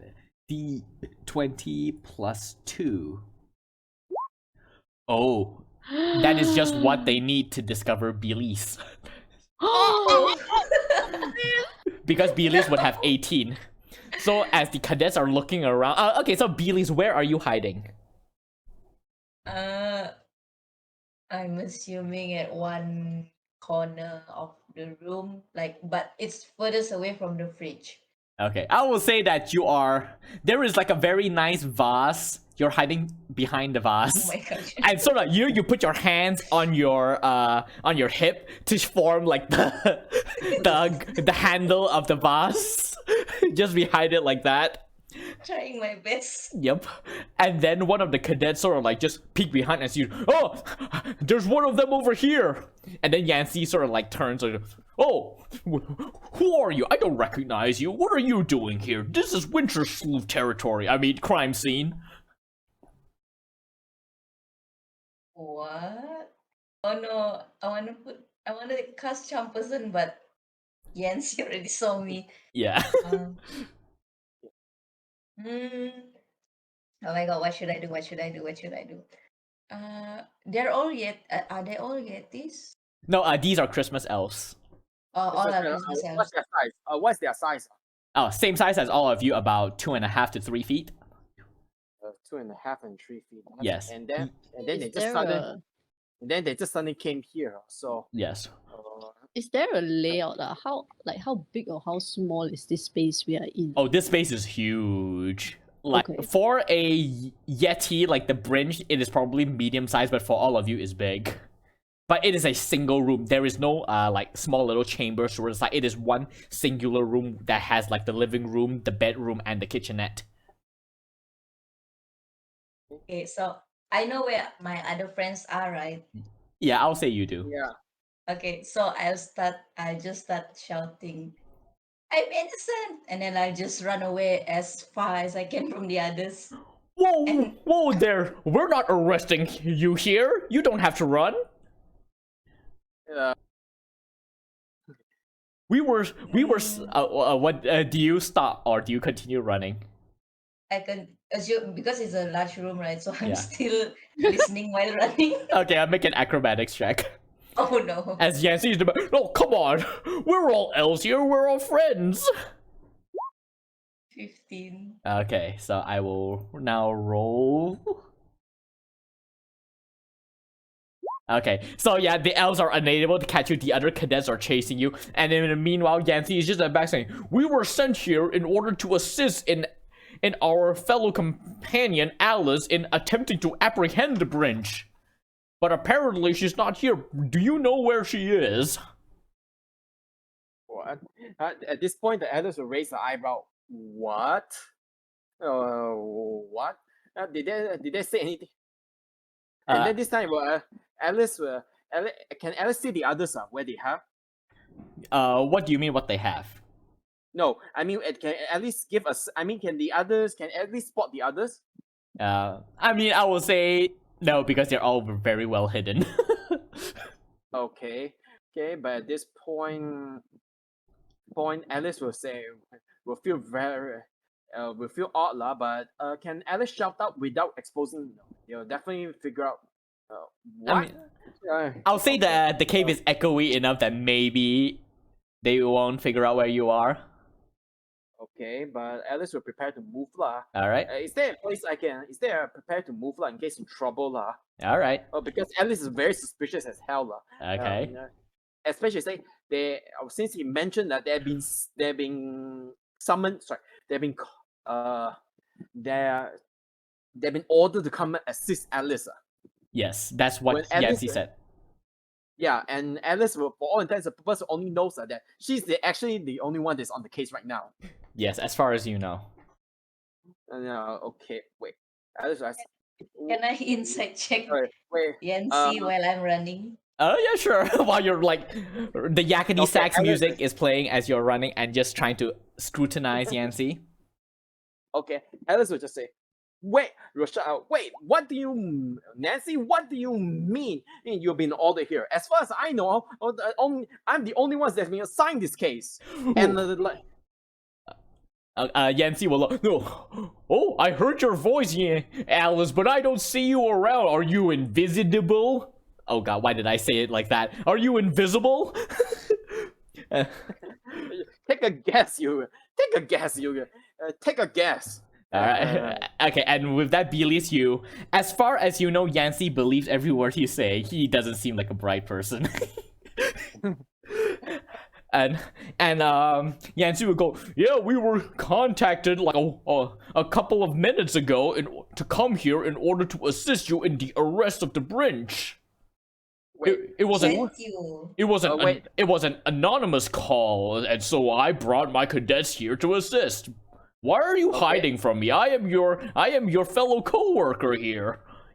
Alice was like, Alice, and then Alice would just say one thing, really, really, and just another. What is the Brim under arresting? What's the Brim charges are? Oh, for the capture and disappearances of the Christmas elves, and for the defilement of Santa's workshop, and various other long lists of pranks that he's played over the centuries. But apparently you have exercised excessive force, and he shines his light at the Brinch. Good job, Alice. You have brought the criminal to justice, all right? You will be well rewarded. You and your friend. Okay. This time, Alice.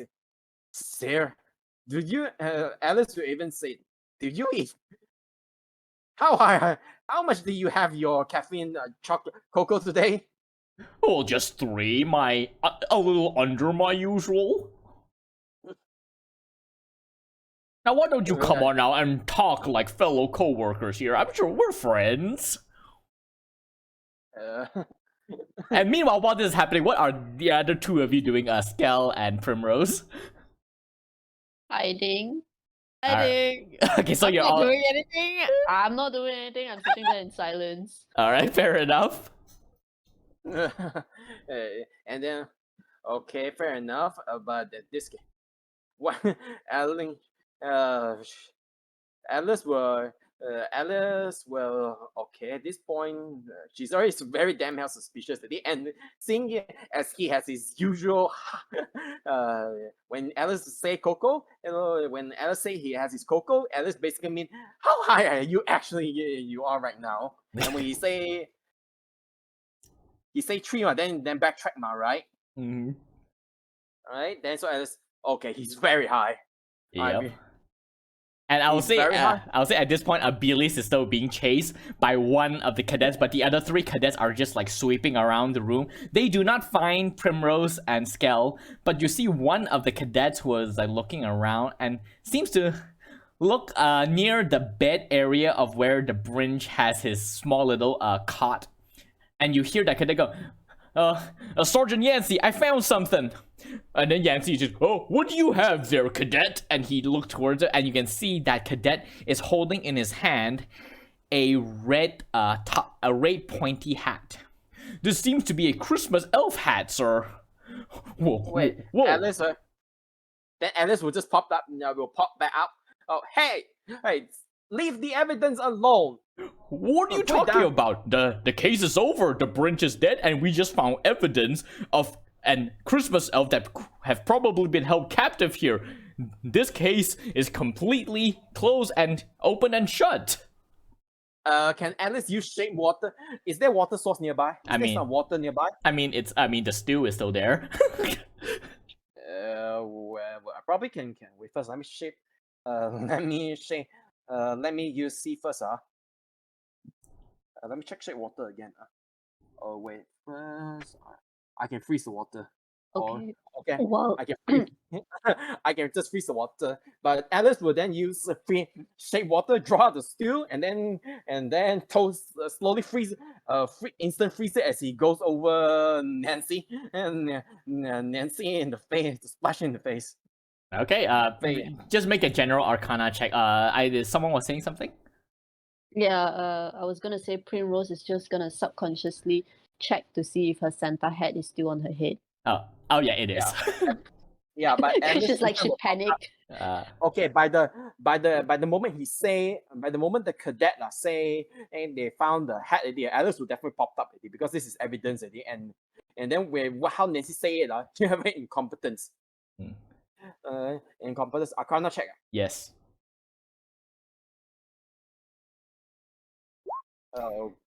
Okay, so the stew pours out, splashes onto the table, and freezes. Yeah, that's about it, unfortunately. And you go, that stew just moved itself, Yancey says. And then, anyway, there you are, Alice. Congratulations on bringing the Brinch, the foul and nefarious Brinch, to justice, though I don't... Intercept him. The Brinch is already dead when I arrive here. Wow, you are so good at your job that you killed the Brinch before you arrived here? Genius! You deserve to be rewarded. I will put in a good word for you with Santa himself the next time I see him. Which probably won't be soon. None of us have seen him in 50 years, so... What about the other 3 cadets? The other 3 cadets are... One of them is still chasing Belize. The other 2 are looking around. The cadet that found the Christmas elf hat is in the process of putting it into an investigation plastic bag. At least are they competent? I mean, they seem fairly okay at their job. Like, they're not like detectives or anything. These cadets are just there to be like helping hands to the actual winter sleuths.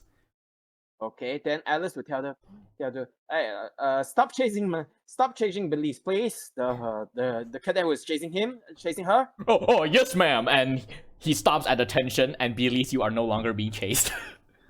Okay, and then the cadet, and then the cadet, that found the hat, that's doing the hat. Make sure handle that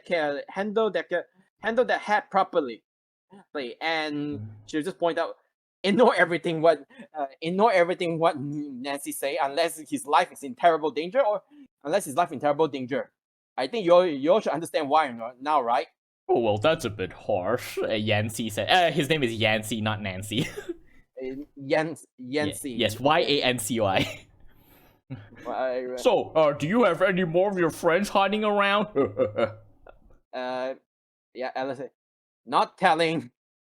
Alright, well, either way, you have done Just a go- great job.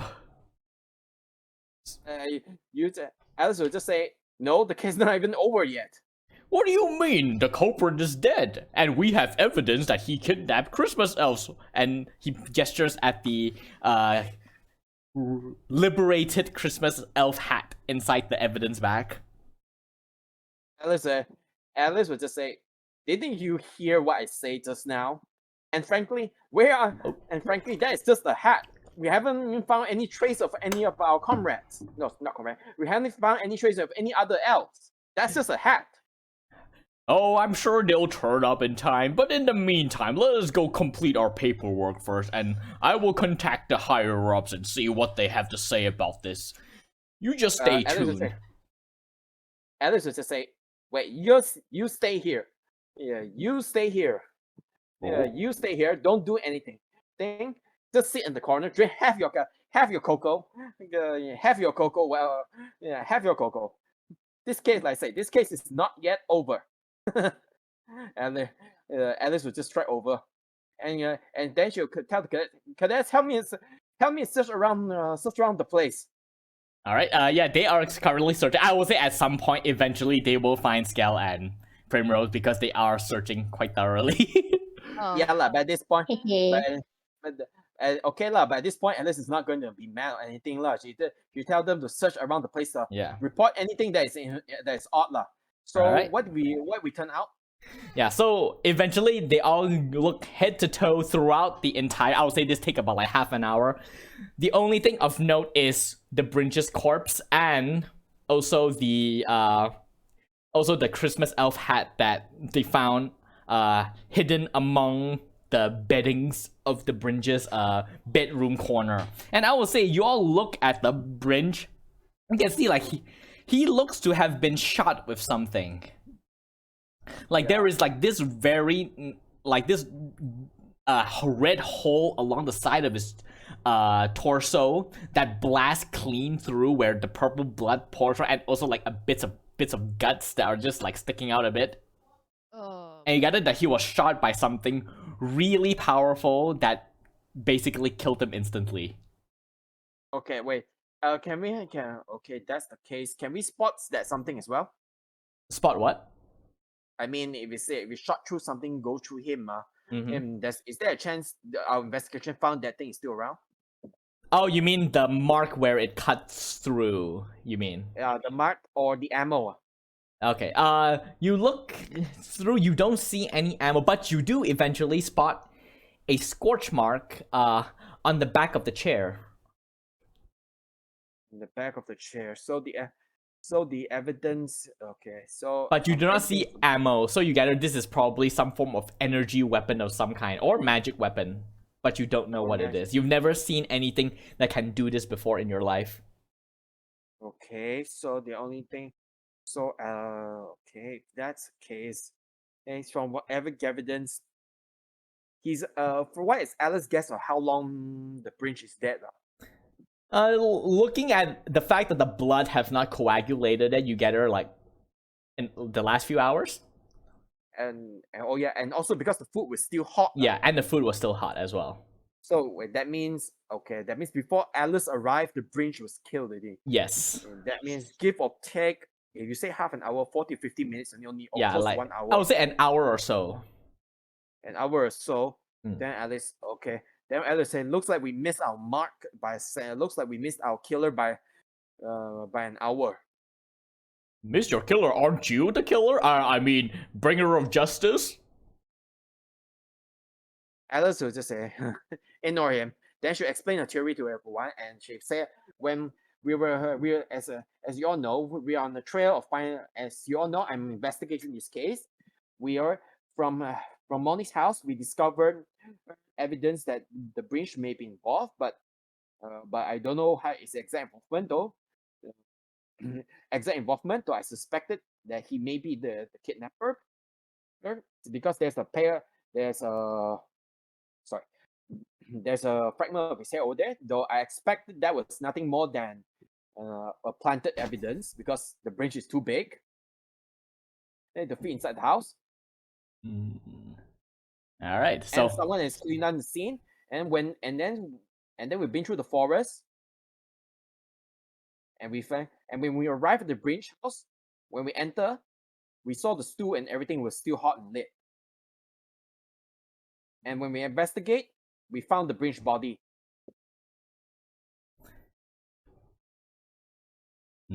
So, with all of So- that place, what do the rest of you think? What are the rest of you thinking at this period of time currently?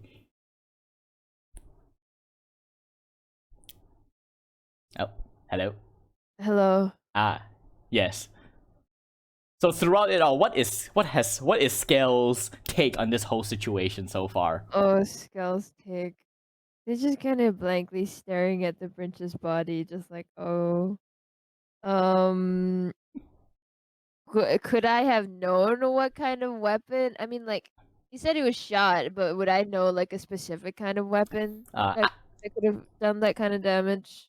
I will say all of you, without needing to roll anything, you have never seen anything like this before. It looks like something punched right through his gut. Oh. Punched. Is the wound, like, big? Or is it, like, smallish? You can fit through it. I can fit through it? Yeah. Oh! I mean, Oh, it's wow. big for all of you, but on the branch, it is quite small. Okay, yeah. That's the Yeah. thing the measurement I was looking for. Yeah. Okay. So, okay. Yeah. So the basically, what are your next moves? Although at this point Alice already know high chance the track is probably gone gone, and I kind of want to ask the helpers what they think. As Like the guys, the other ones that just kind of like go Oh. around and collect stuff and Oh, you help. mean the cadets? Yeah, I just kind of want to ask what they think. All right, you go up to one of them, and she basically, oh well, I mean, this feels like a bit of an open shut case, isn't it? Like, we assume that the Brent has been the one kidnapping the elves. Maybe he buried their body somewhere else and kept that one hat as a souvenir. And Oh. then the four of you arrived, and he attempted to resist arrest, and so you put him down. yeah, but and like That Alice wound said, that wound is as big as us. You think we can hold a weapon that big? I mean, if you spin yourself really fast and move really fast, perhaps. Okay, you're. May the spirit of Christmas bless you. Oh, may the spirit of Christmas bless you too. Ugh. Now you understand why the Winter Brigade has been unable to solve this case. yeah lah. I just smile and I just walk away. I'm like, okay. No. At least the cadets at least know how to do proper procedure. Even they are dumb lah. Yeah, but I will say that at this point, you all have gotten what you can from this cave. You don't think you can find anything more at this location? Yeah, Alice would like to move out and see what else she can track through the forest. Okay, so you leave the forest and begin to look around. And again, like I said, the constant flurry of snow has probably obscured any form of tracks that you can find here. So just make a general investigation check. Investigation check. Alice will this time switch to we use enhanced ability on the best investigator in the party. All right, who has the highest investigation? Who has? I have a 5. Okay, Primrose has a 5. Okay, is +5 the highest? I think so. All right. Probably. Okay, so yeah. Okay, then random. Okay, then I just choose random. Who? Primus or Belize, right? No, not me. Skill. I'm bad at investigations. Primrose. Yeah. Okay, now Primrose. I'll use an fox cunning on you lah. Okay, so you have advantage on any of your intelligence check. Okay. So I'll roll for investigation. Yeah, with advantage. Need an Oh. advantage? Hey yo. Yeah, I mean, even with advantage, you already rolled a natural 20, the highest you could possibly roll. Yalla. That's Yalla. tracking. You go back. Yalla, but You go back into your you go back into your primal reindeer stance and begin to sniff through the air. And as you do, you begin to sense something strange in the air. This you didn't really pick it up before, but after noticing the hole that was punched through the bridge, you sort of like go towards there a bit. You sort of like sniff it at some point, and amidst the blood, you smell like this sort of like sizzling energy that clings to the wound. And as you go outside and begin to sniff, you catch that same sizzle in the air. Like Okay. very like it doesn't feel natural. Like with the way the wind has been blowing, most natural scent would have gone away. This that lingers in the air is different. It's like an artificial scent that is somehow the best way you can describe it, it's heavier in the air, so it doesn't disperse as quickly or get carried by the wind as easily, and so you are still able to detect it even through this flurry of storm. Okay. So I relay this to everyone, and then I'm following the smell. All right, so The direction of the smell. oh wait. Before that, I want to use my potion of healing. all right, yeah, roll your potion as the four of you begin to follow Primrose as she run around on all fours tracking the scent. Okay. +8. Yes, it'll I'm be a eight. ranger. I'm a reindeer. Yep, a reindeer ranger. Okay. fine. Alliteration. We love it. Yep, and so as you follow the My scent, great grand uncle on the mother's side Yeah. was a reindeer, I guess. Yeah. well, on that extremely disturbing note, we will. I do not want to look too much into that implication over there.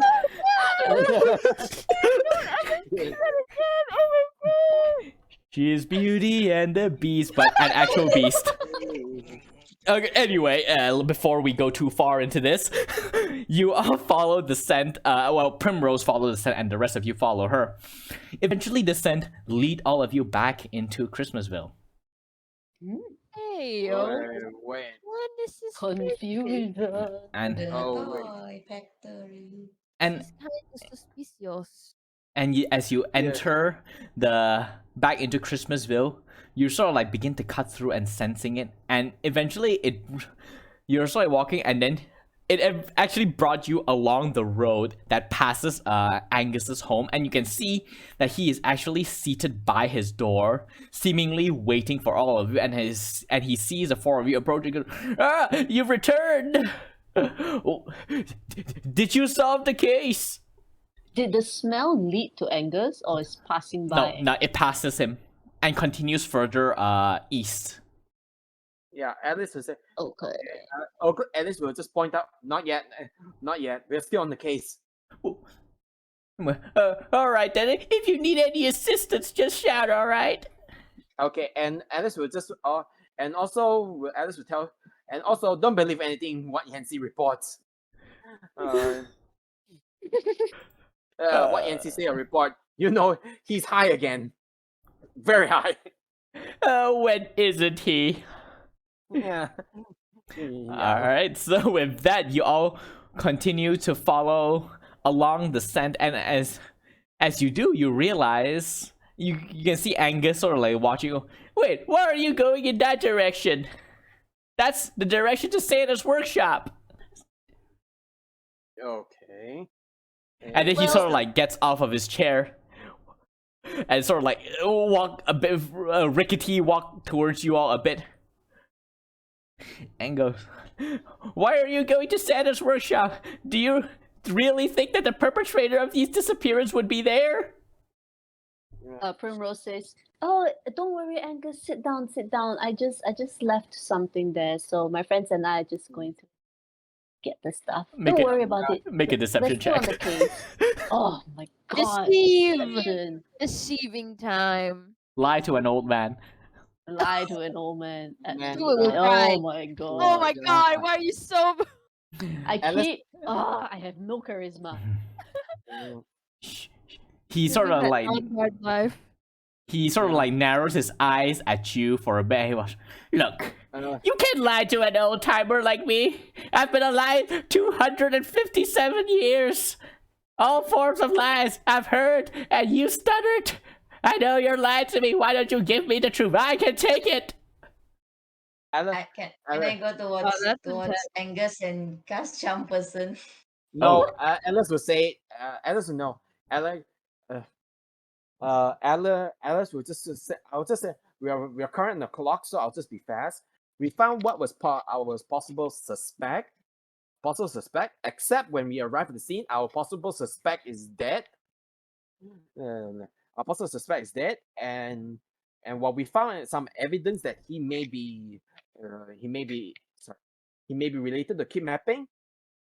Or my conclusion is he's being framed. Someone is setting him up, and so now we are chasing on the hot trail of what our possible true culprit is. The true culprit, and you think that it is in Santa's workshop? Then Alice will say, we'll just say, if our culprit wants to hide, what is the best place to hide in the entire Christmasville? You might be onto something there. Yeah. You know, I used to work in Santa's workshop for almost 200 years until I was let go of 50 years ago.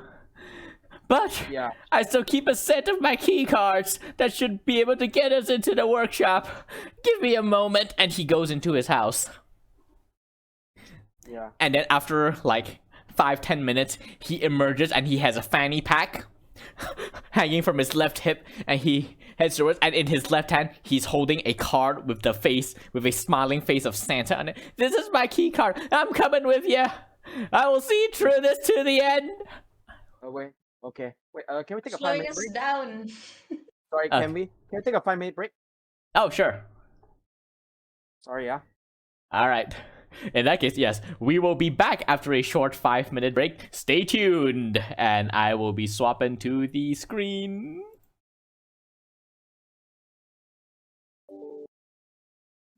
Hello there, everyone. We are back from our short toilet break, and so now we will continue our story. So basically, at this point, Angus will say, "I am coming with all of you. I'll see through this through to the end," and he will be following all of you. Alice will at least say, make sure to keep your distance. If you really want to follow, make sure to keep your distance and at least stay out of the way if things really do went south. Okay? Oh, this isn't my first rodeo. Don't worry about me, young ones. I know how to take care of myself. I'm gonna accompany him. I'm gonna walk beside Angus. I'm gonna walk beside Angus and just make like small talk, I guess. All right. Okay. Oh, it's The rest of the so good when the newer generations are so interested in the old times. Back when I was a young little elf, I was black, and he started going into like old stories as he follows you all. And I And just oh, like smile wait, at Todd, just like And wait, yes. okay, and before that, Alice will raise back us without trace. Oh, okay. You re-up your cast no. pass without her trace. Wait, yeah. Okay. Wait, does this cancel the enhanced ability for? Wait. I mean, at this just point- look at pass without trace. Is it concentration? Yeah, concentration. No, never mind. All right. Because currently right now I'm boosting Primo's Sensma investigation. Alright, yeah. So cannot. Okay, so it's cannot. okay. Don't worry about it. Okay. Yeah, let's go. I mean, we are like not nearby anyway. All right. No. So you begin to make your way towards, and indeed, the scent leads you further past all of the other houses towards the eastern end of Christmasville, where stands Santa's workshop, and it is a very industrial building, but very heavily decorated with those typical streamers and festive red and greens and iconoclast of gingerbread men, Christmas trees, snowflakes, and presents, stars, fairy lights, making it's think of those the factories in the industrial age, but just very bright and festive and very Christmassy. That is basically what Santa's workshop looks like. And as all of you arrive towards it, Angus will say, "Are you really sure that the scent leads towards the workshop?" Yes, it leads right here to the doors. "Follow me. There is a side entrance for the employees that we can go to that should not be watched by any of the snowmen that now runs the entire place." Yeah. Okay, lead the way, Angus. And but I'll he- follow really close to him. Yeah, but You know, okay, but just- at this point, Alice will decide it's okay to drop the enhanced ability deal, All right, you drop the enhanced ability, and eventually, and activate pass without trace. okay, easy enough. And eventually, Angus arrives at the door. This door is very nondescript. Actually, not really. It would have been a nondescript door if it weren't for all of the Christmas lights and the very intricate, the Christmas star that is pasted onto it. He heads towards it. He slips the card into the slot, and with a soft beep, and the door opens. And all of you step inside. He sort of ushers you out in. And close, and you find yourself inside what seems to be a sort of a break room for staff. You can see there are tables and chairs towards one side, a couch towards another, and there are kitchen counters, and on it there are coffee machines and a completely empty plate of what used to be pie. And I'll say, Skel, this place, that this is the break room that most employees usually have, but in recent months it has gradually become emptier and emptier as more and more of the Christmas elf staff are replaced by snowmen, and so this fell into disuse. So currently there's sort of a bit of a layer of dust over everything inside here. Oh man, I have tears in my eyes, man. I'm Remembering the good old days. yeah, I just have tears in my eyes, and I'm just a little choked up. So I'm just slowly walking. I'm Yeah. All right, lead the way, Angus says to Primrose. I follow my nose. Where does it go? All right, you follow, you open the door, and you step through, and eventually you all find yourself in these corridor of polished white with red and green lines that accent the entire place. And hanging from walls are more Christmas socks and toys and chimes. All of this place is very well lit, by the way. And as you sort of begin to march your way through, you don't really see anyone in the hallway with you right now, but occasionally as you walk and follow the scent, you see open doorways, and inside you can see different those layouts of factory work with the conveyor belts and you can see snowmen putting together toys.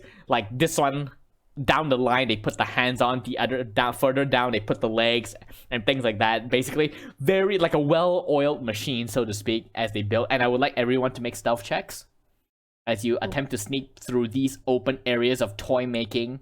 And towards another side you can see all the toys being wrapped by snowmen.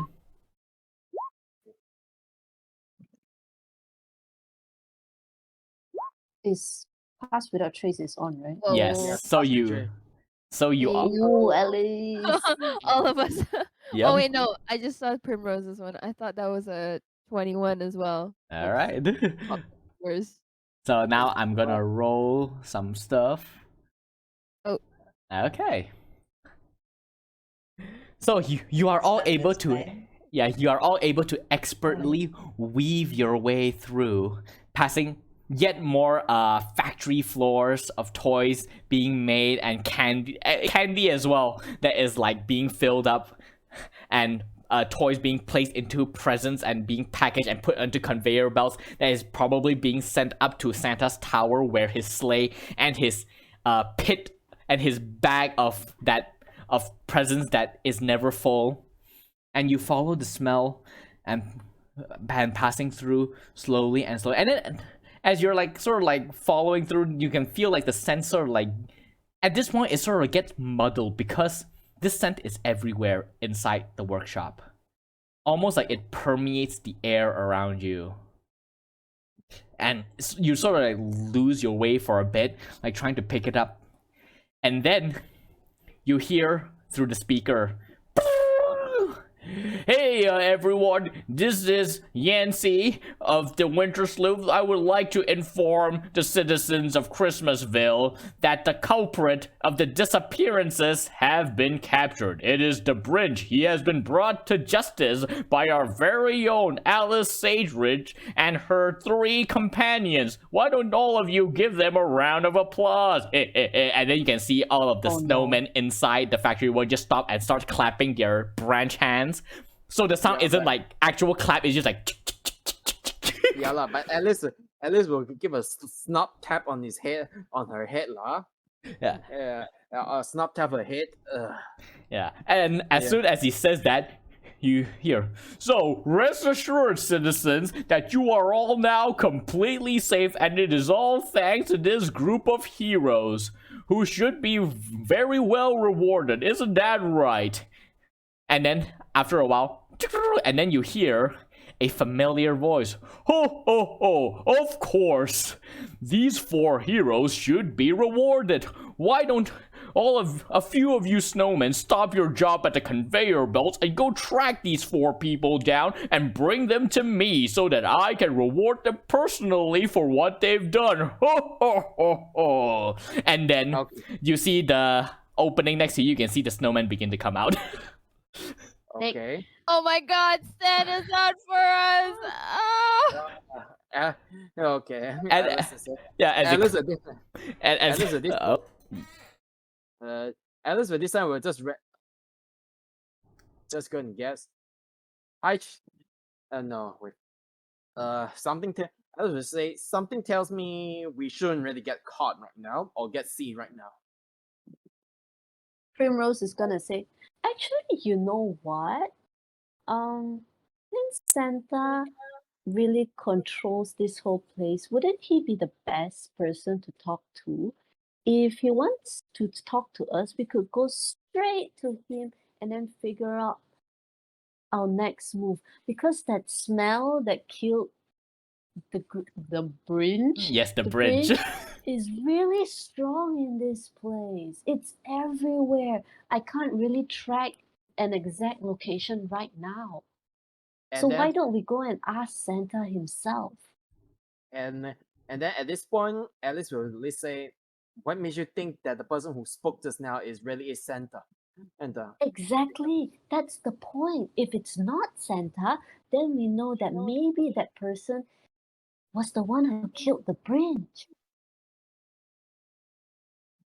true, that's what I'm suspecting as well. But It's a straight road to him. And as you say that, Angus will go, "What do you mean that's not Santa?" And at this point, the snowmen come out from the factory floor and spots you instantly because you're standing in the middle of the hallway. Yeah, no, I thought we were moving to the point. Yeah. Oh, are you all attempting to run away from the snowmen? I'm certainly like backing up, about to sprint out of here. At least we'll say on the count of three, run or stay. I will ask everyone, run or stay. I'm terrified, girl. I'm running. I can't run. I got a bad knee.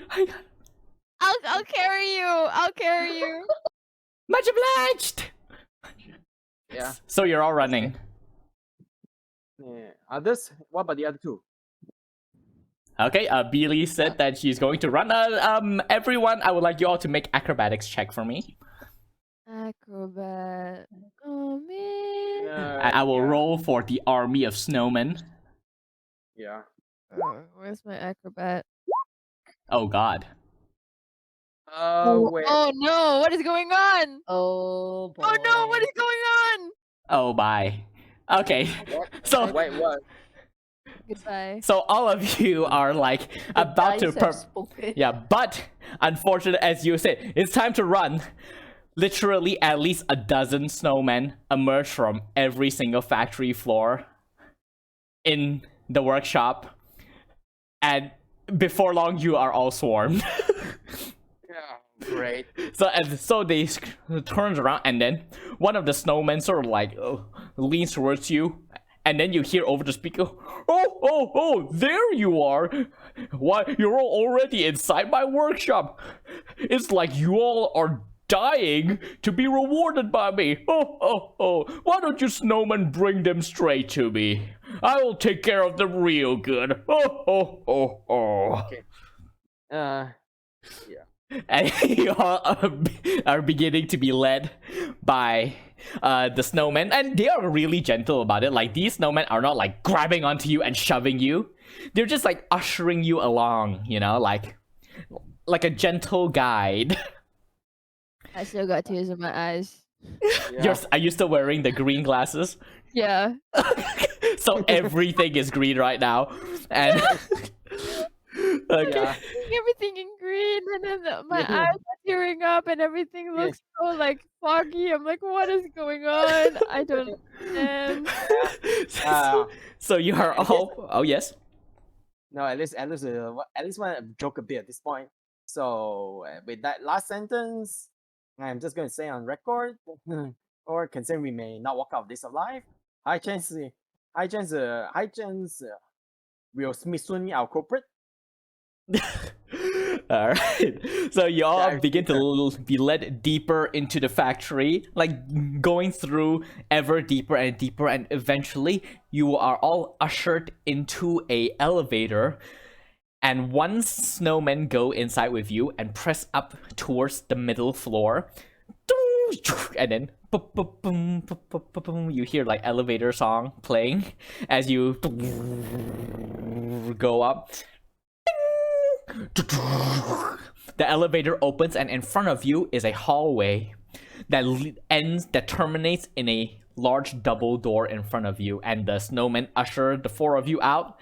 The elevator closes, and then the elevator lowers. The four of you are now inside this hallway that is completely sterile and white with red accent that leads towards a single door about 20 feet away from you. What do you all do? Primrose is gonna turn to Angus and say, "Are you sure you want to come with us? I think it's better if you stay out here." Oh no, like I said, I'm seeing this through to the end. And besides, I haven't seen Santa in so long. Oh, I long to lay my eyes upon his cherubic face once more. And then he begins to edge Angus. forward. Come on! Let's- Oh, let's Angus! don't Alice will just tell everyone that don't rush forward. Let's just be careful. Praise be to Santa! I'm coming! Your most devoted of all elf is here! And No, Alice will at least try to grab Emilus from trying to prevent him from running. yeah, he can't run. He Yeah. is shuffling at best. Yeah. And eventually you arrive at the door. It opens on its own.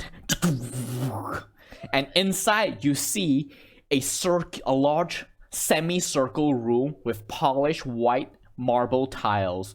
And as you step in, over the red carpet beneath you, the door slams shut behind you, and you look around and you can see there are toys around you. Gigantic toys that are like about 15 to 20 feet tall. You see a jack-in-a-box, dolls, teddy bears, those wooden rocking horses just scattered throughout, and towards the left and right you can also see like braziers, and besides those braziers you see this like rectangular structure of some kind that looks like a generator with like sort of a what seems to be an open seam at the front that you gather is probably meant to slide open or something. And towards the right you also see what seems to be a wooden wheel that just spins on its own.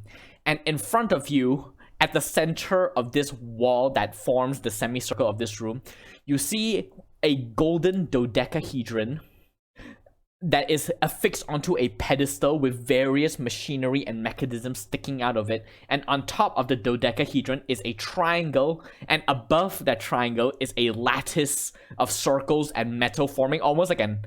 Oh, think of it like, you know, the atomic structure. It looks something like that. And above it, a blue flame burns. And as soon as y'all enter, the flame... And in front of you, you see a gigantic head of Santa appear in midair. That familiar jovial face with the red hat with the white ball at the tip, full white beard, rosy red cheeks, and this gigantic head looks down towards you. Oh, there you all are. Welcome to my secret workshop.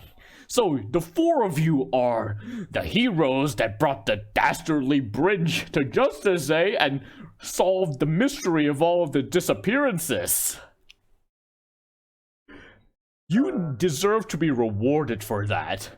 Now, why don't all of you ask me for a single gift and I will provide it to you if it is within my power. You deserve to be rewarded after all.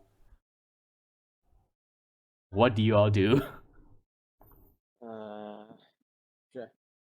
Can, Well, can is the smell in this room? Yes, it is. And in fact, now that you're in this room, you find it... You feel like the smell is coming from the fire that is burning above the lattice. The machinery that is at the center of the room right now. Okay. Oh yeah. What about Anchor's reaction? He's just looking up at the face, this giant face of Santa, and he has tears in his eyes. He's just like fighting back tears. So so what do you all do in this situation? Wait, has Alice seen before Santa? Yes, all of you have. Some of you might not be old enough to see Santa, but you've seen posters everywhere, and this gigantic face looks exactly like the Santa you've seen before. And considering Angus's reaction, he's looking at it like as if he's laid eyes on the face of God himself. You get it, probably. This is the face of Santa. Yeah, but that's the thing. Alice would just ask Agnes just one question. Is Santa really just a literal floating face? I mean, at least from Teowa, we know Santa has a physical body, look like humanoid, right? Oh, as soon as you say that, the giant head of Santa goes, "Oh, don't worry about it. I am currently busy setting up for Christmas. Christmas is in an hour after all, so I am busy. So I have arranged this very nifty projection so that I can talk to you while I work. Need eh? Oh. So, his eyes turn towards you. So, Alice, as the ringleader of this here party, what would you like? He's southern now, Jesus. What would you like for your gift? Yeah. Alice will only just say one. Alice will probably think it's a dumb idea. But at this point, all evidence point towards AD. Because as someone who uses magic and stuff, Alice knows projection can be false, fake, and everything, even she doesn't understand the principles. So she just asked one. So she just wanted to ask one simple thing. Or one simple guess. So one simple guess. Does Alice have old enough to see Santa? No, Alice never seen before Santa, right? No, you're all too young. Okay, so Alice won't be. Alice. Yeah. Okay, so are you guys okay, babe? Because of what about Duke may trigger the final? I feel like could trigger the. I mean, it depends on what you asked. Just one question. Okay. Yeah, what do you ask? Just one question, Santa. Go ahead. Santa? Are you really Santa, or you're just somebody pretending to be him? Of course I'm Santa. All right, Why would you ask this of me? You know who I am. Alice will just say, "Oh, no, I only know your face, not you as a person." Alright. I suppose I can take a break from my work. If I were to come into this room myself, will you be satisfied? Maybe. And you, as soon as Santa said, and you said that, and you said, "Yes, please, Santa, I must lay my eyes on you physically. I've been deprived for so long." As all of this is happening, what are the three of you doing? Scale, Primrose, and Beelies. Mm. Like, what are your mindsets of this current situation right now? How far is the giant Santa head from us right now? Oh, it is just floating like 10 feet away from you. Thank you. It is like 20 by 30 feet. Oh wow. Okay. It is a big head. Yeah, that's why. But that's why. And the machinery is right behind him, right? Yes, built into the semicircle wall, and this wall at the back is just like black, which is a very sharp contrast to the rest of the room. Do we know Yeah. what this machinery is?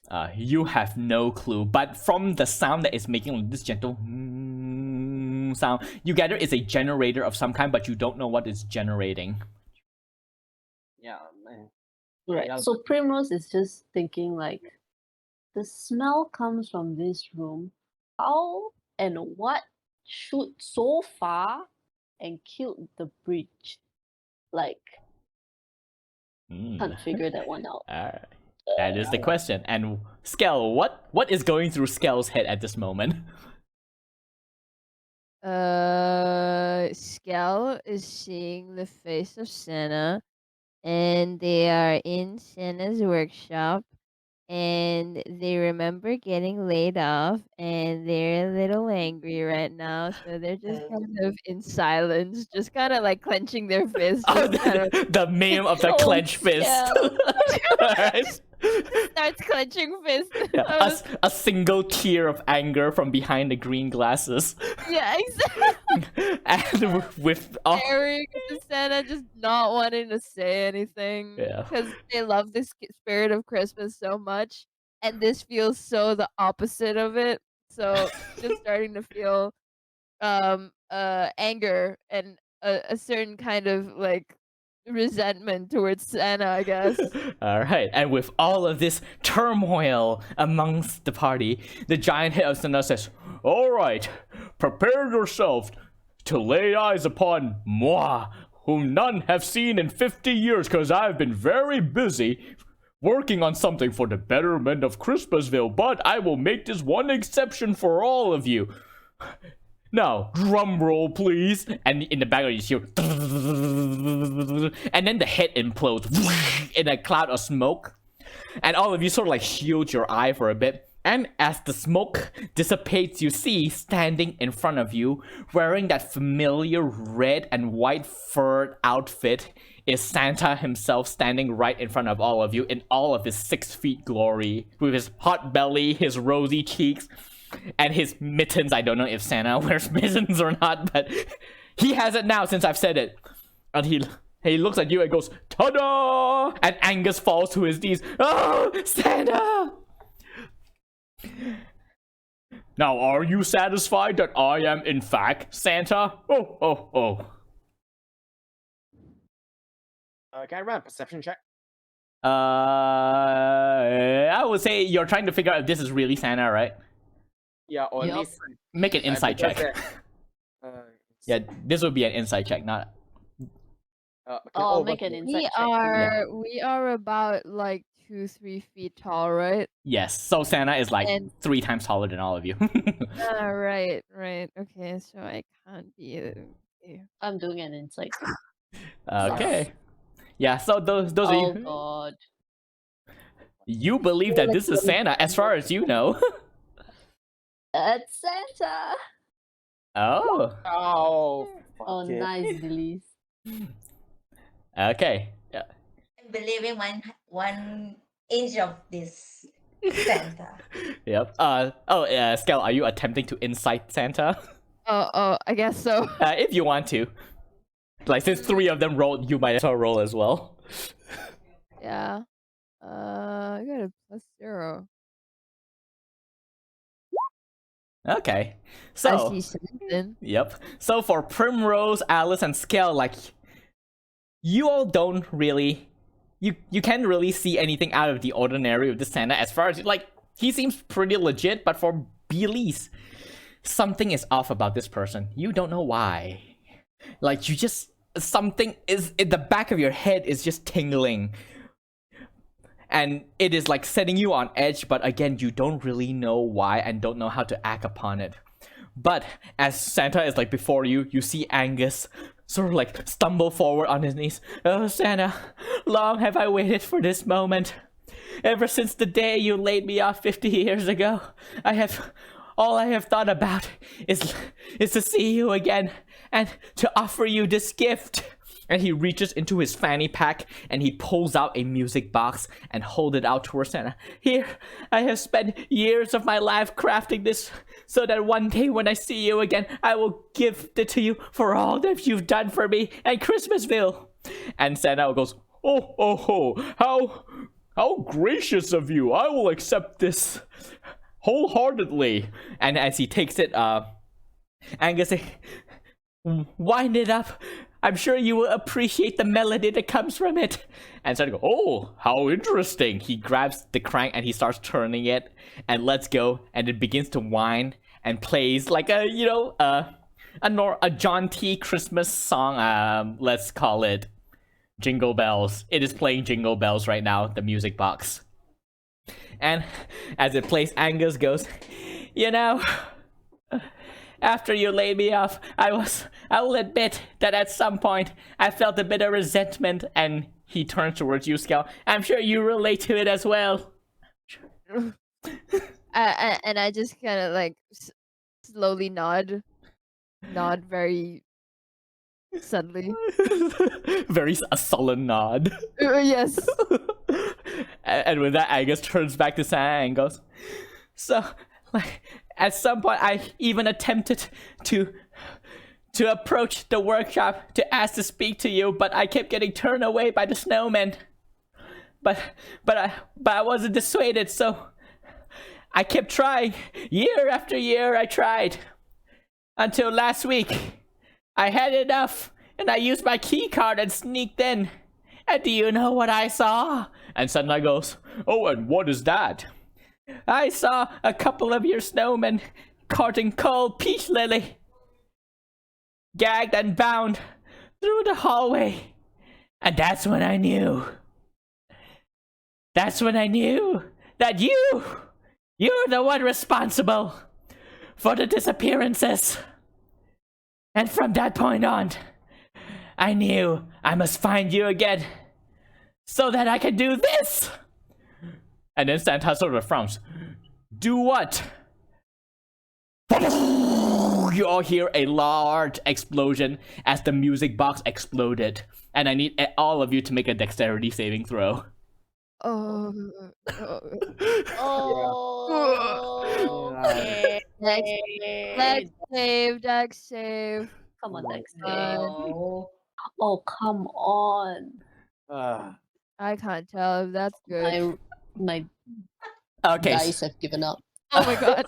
Oh my god. Okay, so Alice and Skel, you take 8 fire damage. Belize and 8. Primrose, you take 16.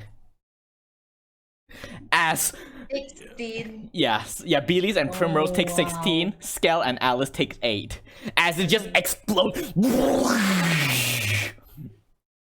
And amidst the explosion, you see the body of Angus sort of get flung backwards and fall onto a heap towards the side.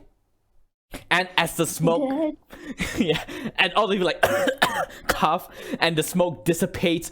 Oh, you look towards one side and you can see the smoking body of Angus collapse towards one side, and he is like barely alive. That's what you get.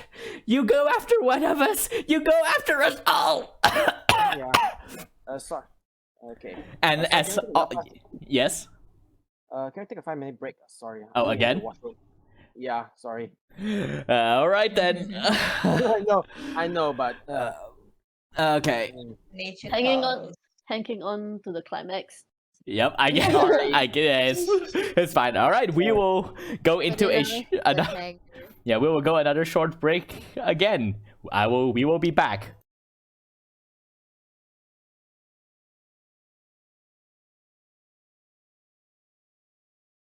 Let's prepare for the final boss. All right, we are back, people. Apologies for that. So, y'all, as the smoke sort of like dies away and you all sort of like cough as the smoke dissipate, what do you all do? I rush over to Angus to check if he's okay. You rush towards him and you can see he is covered in soot. Part of his skin is seared and burnt. And he is like, you just looking at him. Angus is a commoner. Commoner has 4 hit points. He took 16. He is basically alive for the sake of delivering the final word, but he is beyond, unfortunately, your capacity to heal him currently. Oh wait, okay, and I didn't pick up any healing any reincarnated spells. Yeah. Okay. You can't even reincarnate him. I mean, I have one, but I don't think I can. He's gone. He's beyond. No, yeah. no, reincarnation is possible as long as we have the body that haven't died for 10 days yet. Yeah. All right. But it's costly to cast. Yeah. But with that, what are the other two of you doing? Primrose and Belize. Primrose gets up, very dazed Mhm. and confused, but I'm gonna like go over to that big machine generator thingy. Ah. That would require you to walk past where Santa's corpse would be. And I care because I don't care. All I'm just right. gonna go over it anyway. But see, Alice will decide to join as well. Alice will quickly head. Sorry. Okay. Alice. you basically follow Belize, right? Yeah. In that case, both of you, as you walk for, was it Primrose? Primrose. Okay, yeah, so Primrose and Alice, as you walk forward, you were about to leave, just walk past Santa like you, you don't care about his body, but No, something, not too far, something caught your eye. There's no blood. There's no blood. There's no blood at all where Santa's corpse used to be, and as you turn, you look down at where Santa's body would be, and you look down, and you do see the shredded red cloth and the burned hat, but Santa's body is of where you had expected to see a mangled, bloodied body from having an explosion on it. You see parts and sparking wires and circuits. That's weird. I have a question. Yes. Out of game question. Mhm. Santa is considered what like a human, a celestial, or what is he? As far as you know, he is celestial. He is like an otherworldly being. But this thing before you, it basically looks like the Terminator. Like half of its head still has the Santa flesh on it, but the other half is like molten metal with the steel teeth. And there's a huge hole in his chest where where it took the brunt of the explosion. So it is like in pieces. One hand is towards one side with parts and nuts and bolts and pieces of metal scattered all throughout. Okay. Okay. Can I cast primeval awareness Oh, what will that do? to wait? Does that work? You can sense the following types of creatures are within range. Yeah, I wanna sense if Santa is around. Alright, you cast that, and you sense nothing. Nothing. There is no celestial being here. And as you are approaching the machinery, you look towards the black back wall that sort of like bisect where the machine is built into. You sort of like see it begin to flicker a bit, like and then you hear a voice that seems, as you approach the machinery, coming from behind this machine. You hear a voice goes, "Now why would you go and do that? and then the black wall just vanished, and you realize that it is an illusion all this time. And you see in front of you, you realize that what had once been a semicircle room is actually a full circle. And the machine is right at the smack dab center of it. And behind, you can all just drag yourself towards somewhere here. And behind, you see, smeared onto the floor are 5 runic circles. 4 of them are dull, rusty red, almost like it's painted with blood. But the middle one is pulsing a bright blue. And behind that, at the other end, at the opposite end of this room, you see 2 large cages, and from where you are, you can see bodies inside. Small bodies, withered bodies in the 2 cages. Sorry, out of Yes. game question. How do I drag my token again? Oh, you just go to your journal, click on your name, and drag and let go on the map. Go to my journal. The third one? Yes. from the left. Okay, for some reason I can't. Oh. My token. Oh, is it appearing? Yeah, it's there. Yeah, it is. It's there. Okay. Great. Okay, we'll just say the destroyed Terminator Santa is here, and Angus is somewhere here. Oh, Okay, poor perfect. Angus. I think I ran over the right Angus just now, right? Oh yeah, so you will be here. Yeah. And Alice, Alice- yeah, drag yourself. You'll be somewhere here as well. Yeah, somewhere here lah. Okay. We can see them at the back now, right? Yeah. Yep. You can definitely see there are tiny corpses behind here, and you see from behind this machinery, a tall man step out. Well, tall for all of you, but he is about 6 feet tall, and he looks like a human man in his 50s with white hair slicked back and a full tousled beard and sharp blue eyes. And he is dressed in this black showman's tuxedo and bow tie with a green dress shirt underneath and brown pants.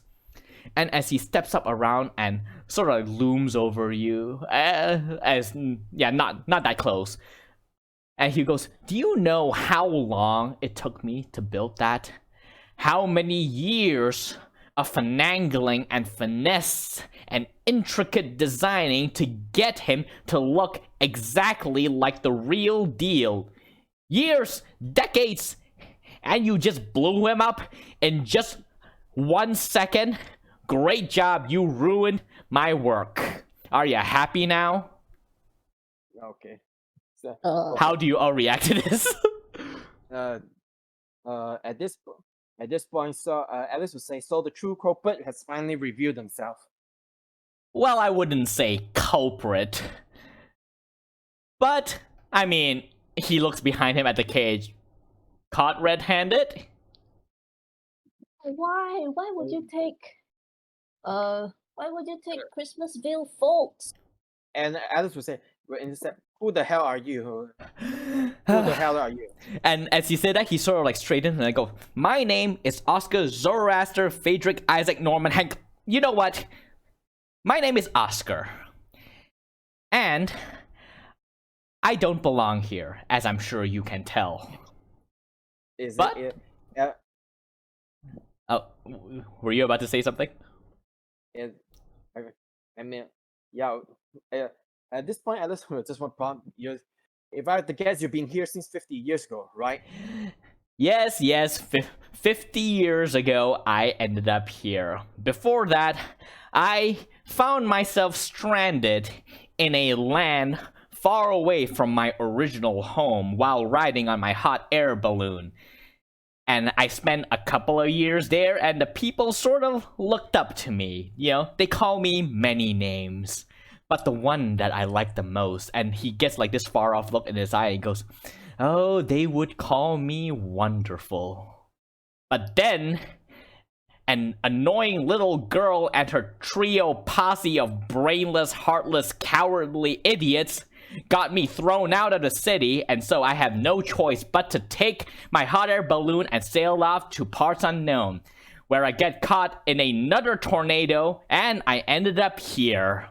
But as I was thrown to this place, it put me right in the path of what I would later discover to be Santa's sleigh. He crashed into me, we both crashed into the forest, and I am really sorry to say this to all of you. I know how much you liked him, but Santa died. And I'm not gonna mince my word, he died. Yeah. And I'm Rose just in the gasps. background. I'm just in the background, just looking at Angus. But then I like move my hand backwards towards like the direction that I'm hearing him Yeah. speak, and I'm just flipping him off there. Just not even looking in the direction, just flipping him off. Alright, and he notices this and he sort of like rolls his eye a bit. And he goes, "Look, I don't want to be here too. Santa plowed into my hot air balloon, so I am stuck here. And his reindeer are all killed as well. And realizing that I have no way to leave to get back to my home, I have no choice but to take on the identity of Santa. And I did his job for a couple of years, but it is hard work. Do you know how difficult it is to deliver presents to every single household in every single dimension in the multiverse in a single night? Like, who thought that was a good idea to do all of that in a single day? Why not make it a week? So, I finally started researching. I discovered that this location has its own unique magic different from the other location I was at, and I began studying. And I built this. He slapped his hand on this mechanism to his right. I call it the dimensional shunter. With this device and a couple of fuel cells, I will be able to teleport myself back to my homeland and leave behind this godforsaken perpetual winterland for good. But in order to do that, I need to stop working on giving presents to children who don't deserve it. So I built Santa, and he has been acting in the real Santa's stead for the past 40 years until you destroyed him. Which means Christmas is over. You've killed Christmas. Are you happy now? Oh, but you killed Christmas elves. Look, yes, I admit what I'm doing is a bit ghastly, but this machine, by the laws of the magic of this realm, requires batteries, and batteries can only be provided by living souls. And look, let's face it, all of you Christmas elves breed like crazy, like rabbits. What's a dozen? You're not gonna miss them. And then what? More? Continuously more? Or you just spoke of a murder of comrade like it was nothing. I mean, you're all about 2.5 feet. Like 3 of you makes up 1 of me, so I say it's a worth trade. Alice would say, values of life is not something they be trade off by based on height. Look, I'm not here to debate morality with you. A man is called a traitor or an innovator depending on which version of the story is able to persist. And I am very good at persisting. In fact, it might be the only thing I'm good at. And besides, I've gotten all of the fuel cells I needed. This machine is powered. And before long, I will be able to use it to teleport myself away from all of you for good. So you will never see me again. So how about the 4 of you just be quiet for another hour and let me finish my work, and then we will part ways and never have to see each other again. It's a win-win situation. What do you say? Is there a wire or like a power source on the floor somewhere? Make a quick perception check. This be good.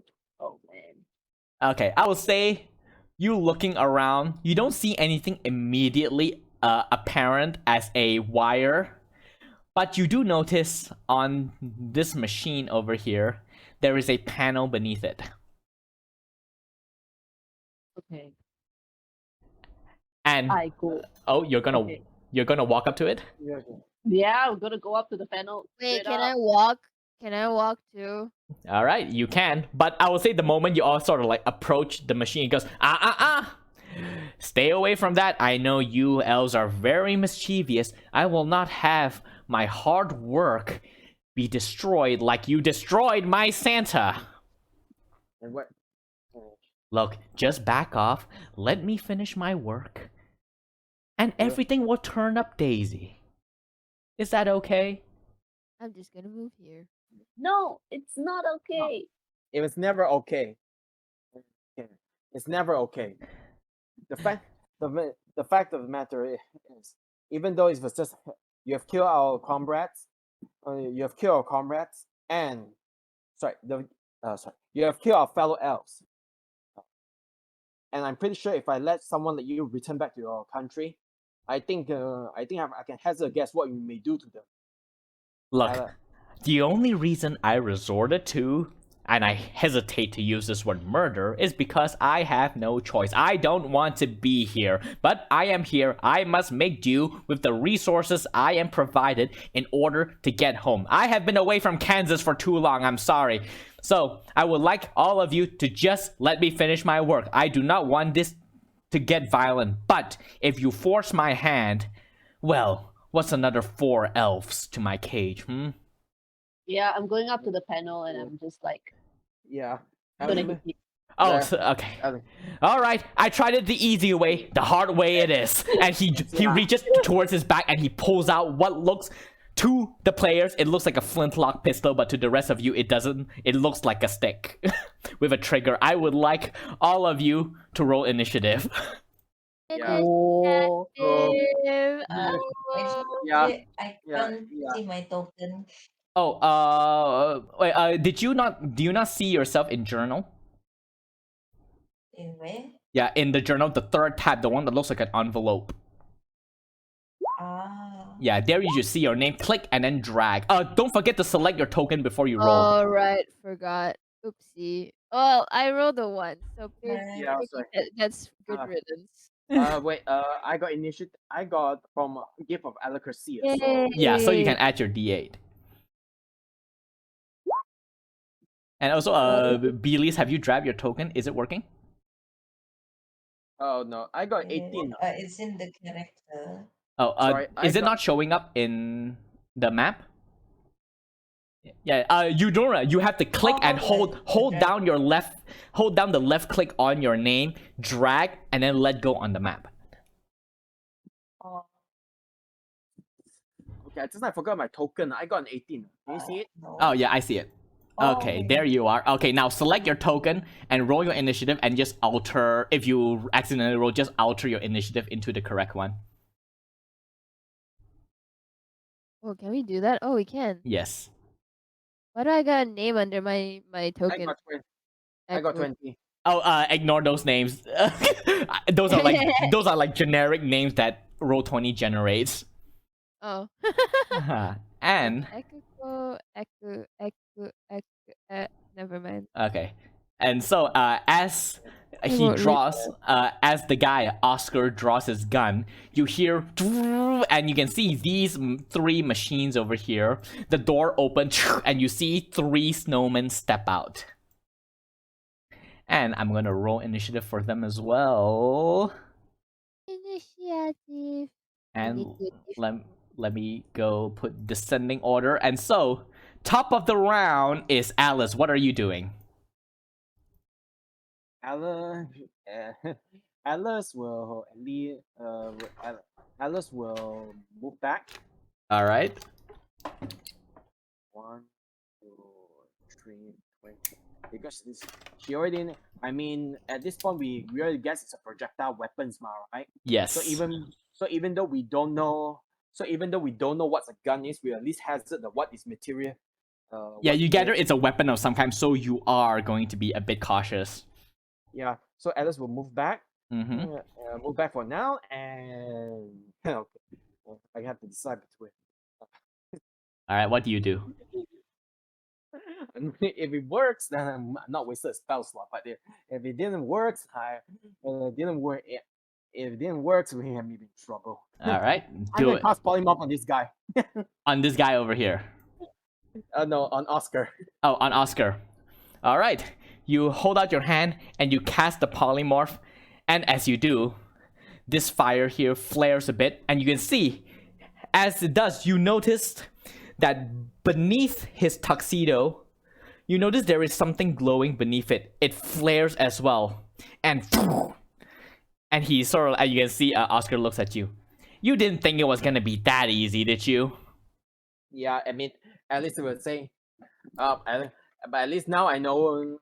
But at least now I know what may not work. Okay, but you do burn one legendary resistance. Yeah. Oh, nice. Yeah, I expected 81 because I expected he as a boss he must have at least some tricks one ma. All right, so that will be the end of your turn. Next up is Scale. What are you doing? Wait. Oh yes. Oh yeah, I still got bonus action. Ma, so I can What? Still, Yeah, what would you like to do with your bonus? wait. I still can cast a cantrip. Yes, but only a bonus action cantrip. Yeah, okay. So I cast my Alice will cast her shenanigans and power up her. You mean shillelagh? Shillelagh. Okay. Cast her shillelagh. All right. Yeah, your staff starts sorry. glowing with primal energy. And next up is Skel. What are you doing? Scout, what are you? Scout. Oh, Scout's moving. Can I move here? Like, Yeah. 1, 2, 3, 4, 5. Yeah, you can just get there. I can just get there. Oh, because I just want to be able to like be 5 feet with him, but I don't want to be like next to him. Yeah, gonna move here, and what am I gonna do? You run right behind him. He's like, now what are you trying to do there? Because you're like a rat to him, basically. Yell immediately. Yeah, and what I'm okay. Yeah, and I'm probably gonna cast inflict wounds on Oh, him. okay. Roll inflict wounds to hit Okay, as you Second reach out your hands. okay, okay. Found it. Oh no, a viewer posted spoilers. Oh no! No. Viewer, Don't don't. look. No. Don't Yeah, don't look, players. I mean, it is fairly obvious. It is fairly obvious who this person is. So. Yeah. Oh shit! Never mind. Okay, yeah. You tried to reach out at him, but unfortunately, as you're trying to reach out, he just lifted his leg.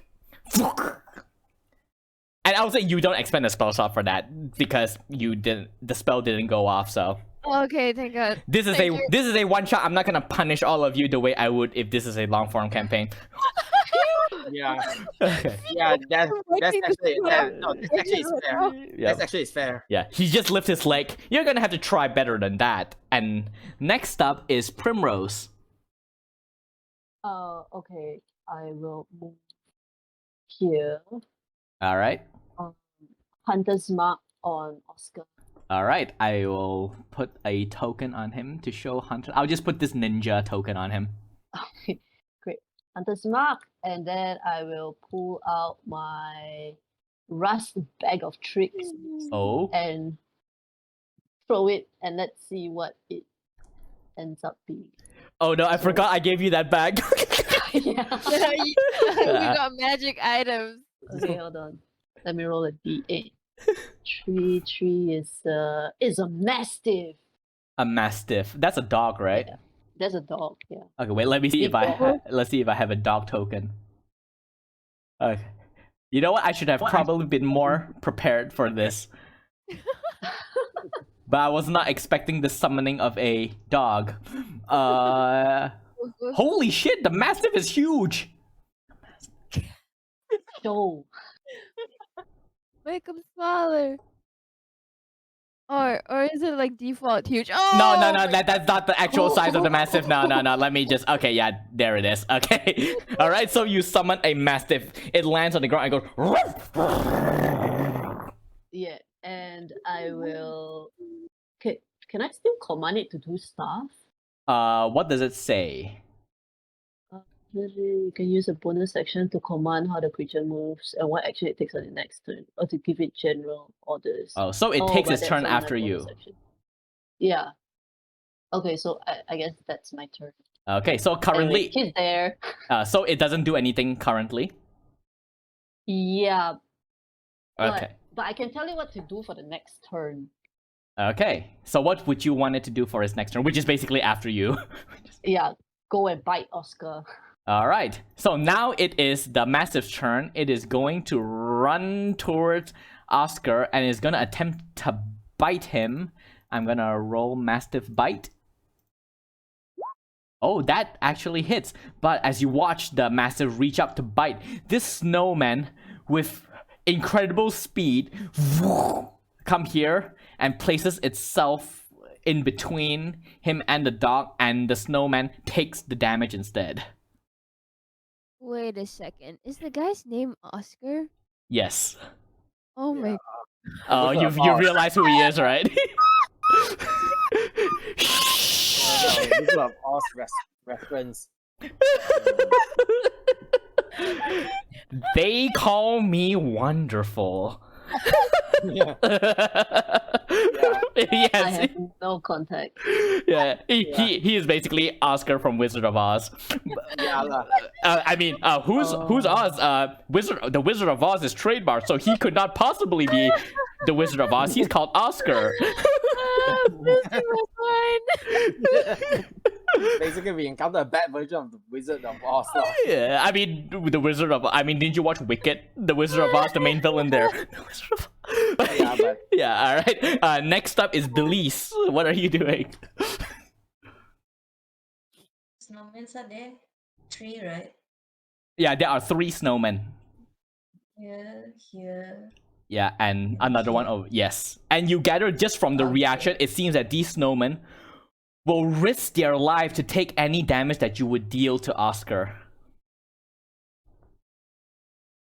Okay. Yeah. I think I'll attack this guy All right, what are you attacking it with? with my +1 longbow. All right, you fire your arrow. This one. Oh, that definitely hits. Roll damage. Oof. Okay. All right, you fire. It sinks into his body and it staggers a bit, but it's still very much intact. How many HP does it have? Okay. I'll do my second attack with him. All right, you quickly and draw and fire again. Oh, that definitely hits. Roll damage. Okay, better. 9. Oh, yeah. You fire again, and you see a portion of it, the snow that makes up its thorax sort of like falls off. And it is still intact. This snow creature. And do you stay where you are, or do you want to move? Yeah. As a bonus action, I'm gonna miss this step. Oh, okay. How Yeah, I mean, far is the Misty Step? Misty 30? Step is, yeah, 30 feet. Yeah. So 30. All right, yeah, you dissolve into a sort of like a mini avalanche, and you appear where you want to teleport yourself to. Okay. 30. Oh, here. I think here. Yeah. I mean, can I see from here? If I stand here, can I see the runes? Yeah, you can see the runes where you are.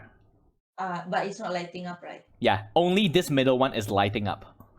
Okay. So I'll stand here. All right. Just enough so I can get a cover from Oscar. All right, Like- yeah. Yeah, just drag your token there. Okay. And now it is Oscar's turn. Let's see what nasties does he have.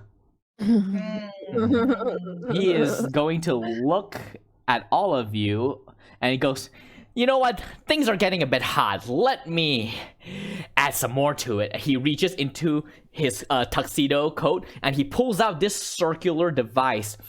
He reaches the top and he pulls the pin and you hear, and then he throws it over here and it explodes.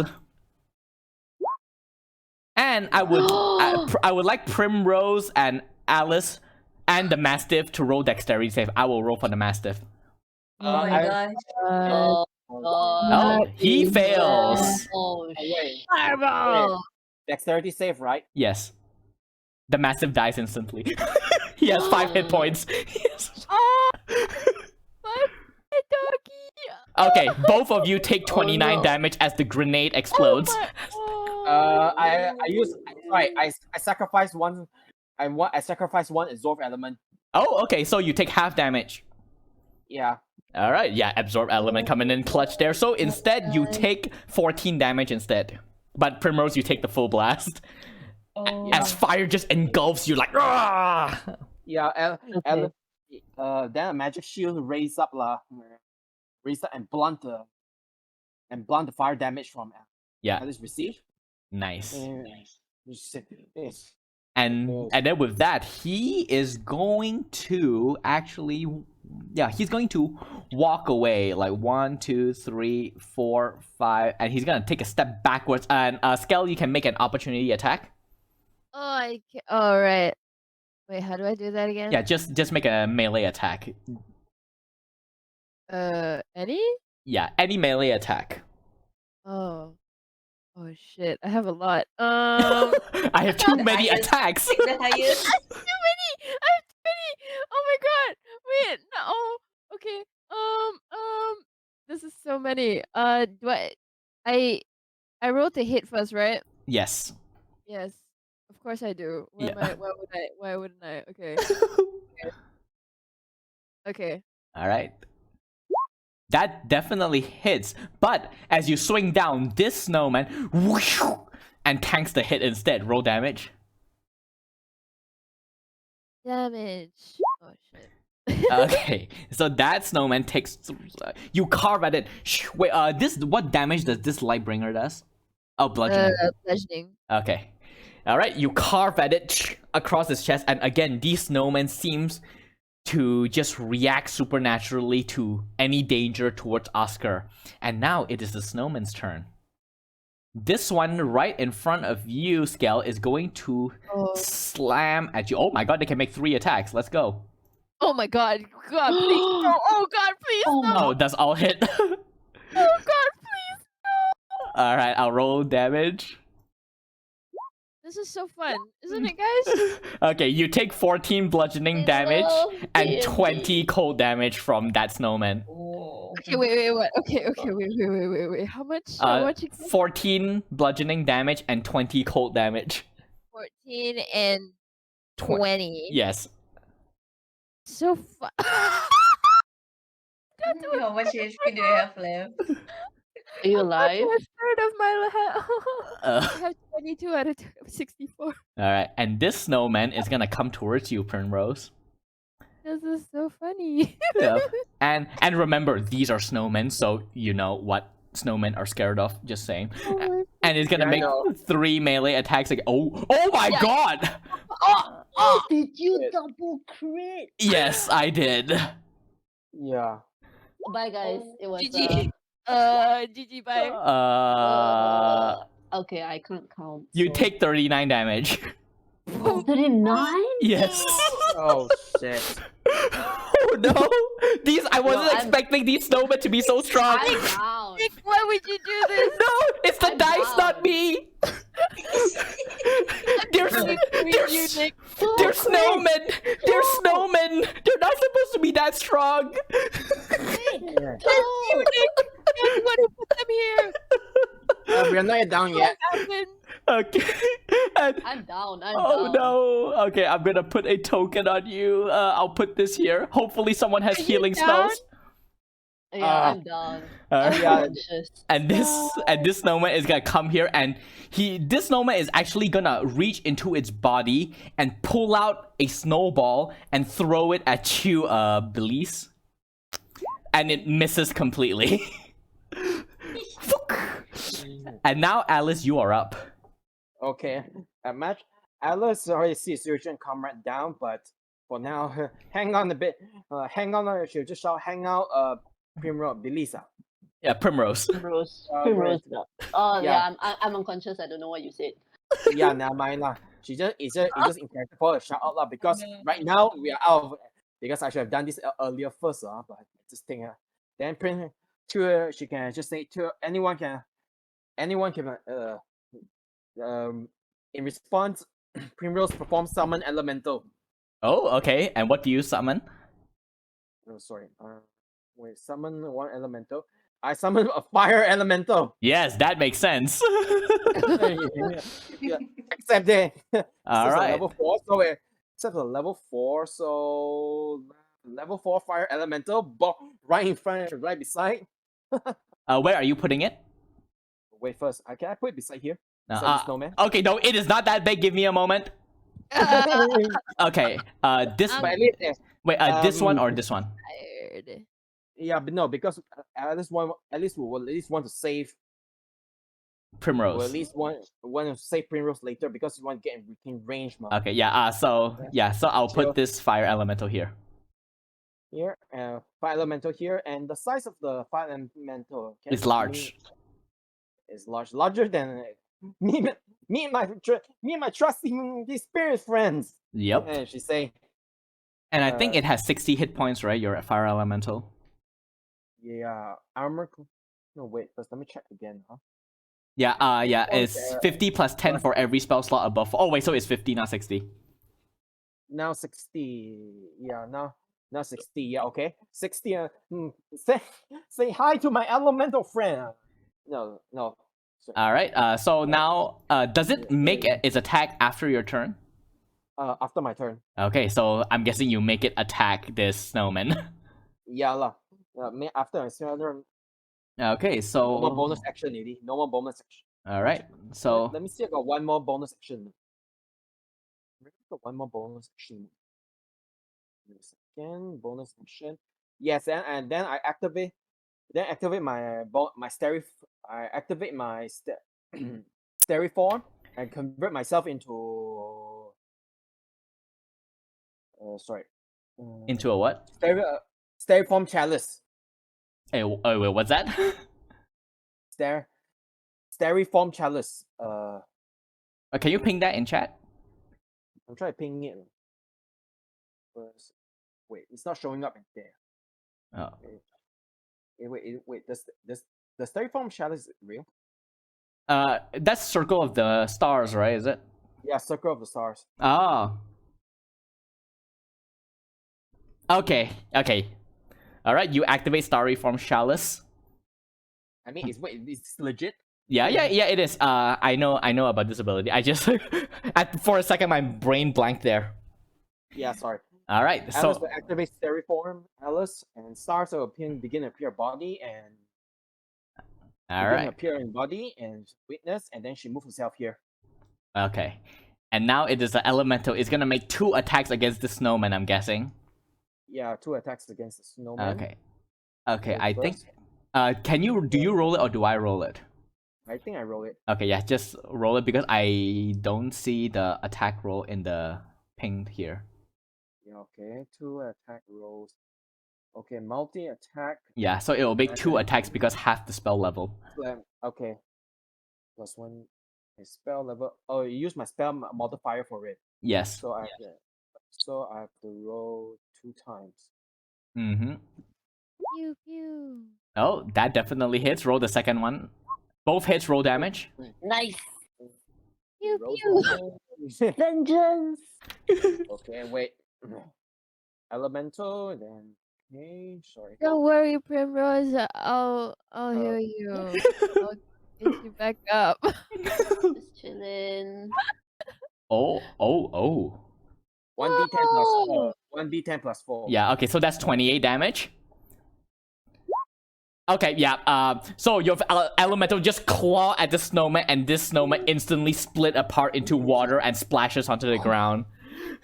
Yeah. Yay! It basically took like 60 damage there because of vulnerability to fire. Yeah. Alright, and now... Level 4. Yep. And then I can command. Then you'll move towards here. You can move. Wait. Here, You right? can still move. Oh, because I dragged this Yeah. token in, so I have to move it. Yeah. Okay. Alright. Then you can move right here. Okay, and now it is Skell's turn. What do you do? Scal is okay. I got and I got ideas. Okay, it's always bad when I have ideas. I am actually gonna action surge. Oh. Gonna action surge so I can. Okay, wait. Because she's in range, I can like use cure wounds, right? Cure wounds is melee. Oh, right, it's touch. Right. Right. Okay. Yeah, it's okay. This is worth it. This is worth it to me. I'm gonna. This is worth it to me. Um, action surge, disengage, and yeah, All right. action disengage, and I'm gonna move here, and then Mhm. I'm gonna cure wounds. Okay. What level? Uh, second level. All right. So that is 2d8 plus your spell modifier. Yep. Gonna. Okay, let me just remove that icon from you. As you heal 16 at 18 point. Yeah, 16. Sorry. 16. Yep. You are no longer dead. I mean, no longer unconscious. We're not there yet. Yay! Yay! This is worth it. Woo! Wait, I still have a bonus action, right? Yes. Yeah, I do. Haha. Okay, wait. Wait a second. I think for fighter, your bonus action can be used for second wind. Oh, you're right. Wait, can I? Is that a thing? Yeah. Is that It's D. You heal D10 plus your fighter level. Oh yes, as a bonus action. Yeah. Yes, I can. Okay, wait, I'm gonna do that. All right. Just taking a moment to breathe a bit after getting absolutely savaged by a snowman. Yeah. All right. You healed 13 hit points, Okay. and that's the Yay. end of your Yeah, turn. done. All right. Now Primrose, you wake up again. I mean, wake again. Wake You me wake up for up. the first time. Wake me up inside. Okay, that's all I can sing. That's all. You. Yeah. Yeah. Okay, I get up. I also cast Cure Wounds on myself All right. Yeah, that would be an action. at second level. All right. Roll 2d8 plus your spell mod. Oh, okay. 14 health. It's big. And do you stay where you are, or do you want to move?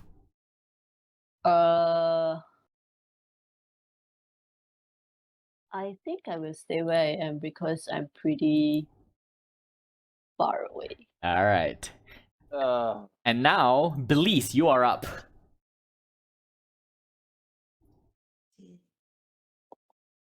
So each time Oz does a thing, is this thing lights up, right? No, wait. Every time he gets hit, this thing lights up. Only at that point when Alice tried to cast a spell to affect him. ba- Okay. basically legendary resistance lah. Yeah. A fancy legendary resistance. Yeah. I kind of want to hit it. Oh, you want to hit the machinery? Yeah. All right. How do you hit it? Do it. Okay, I'm going to yeah, I'm just gonna do it. I'm gonna jab it with my short sword.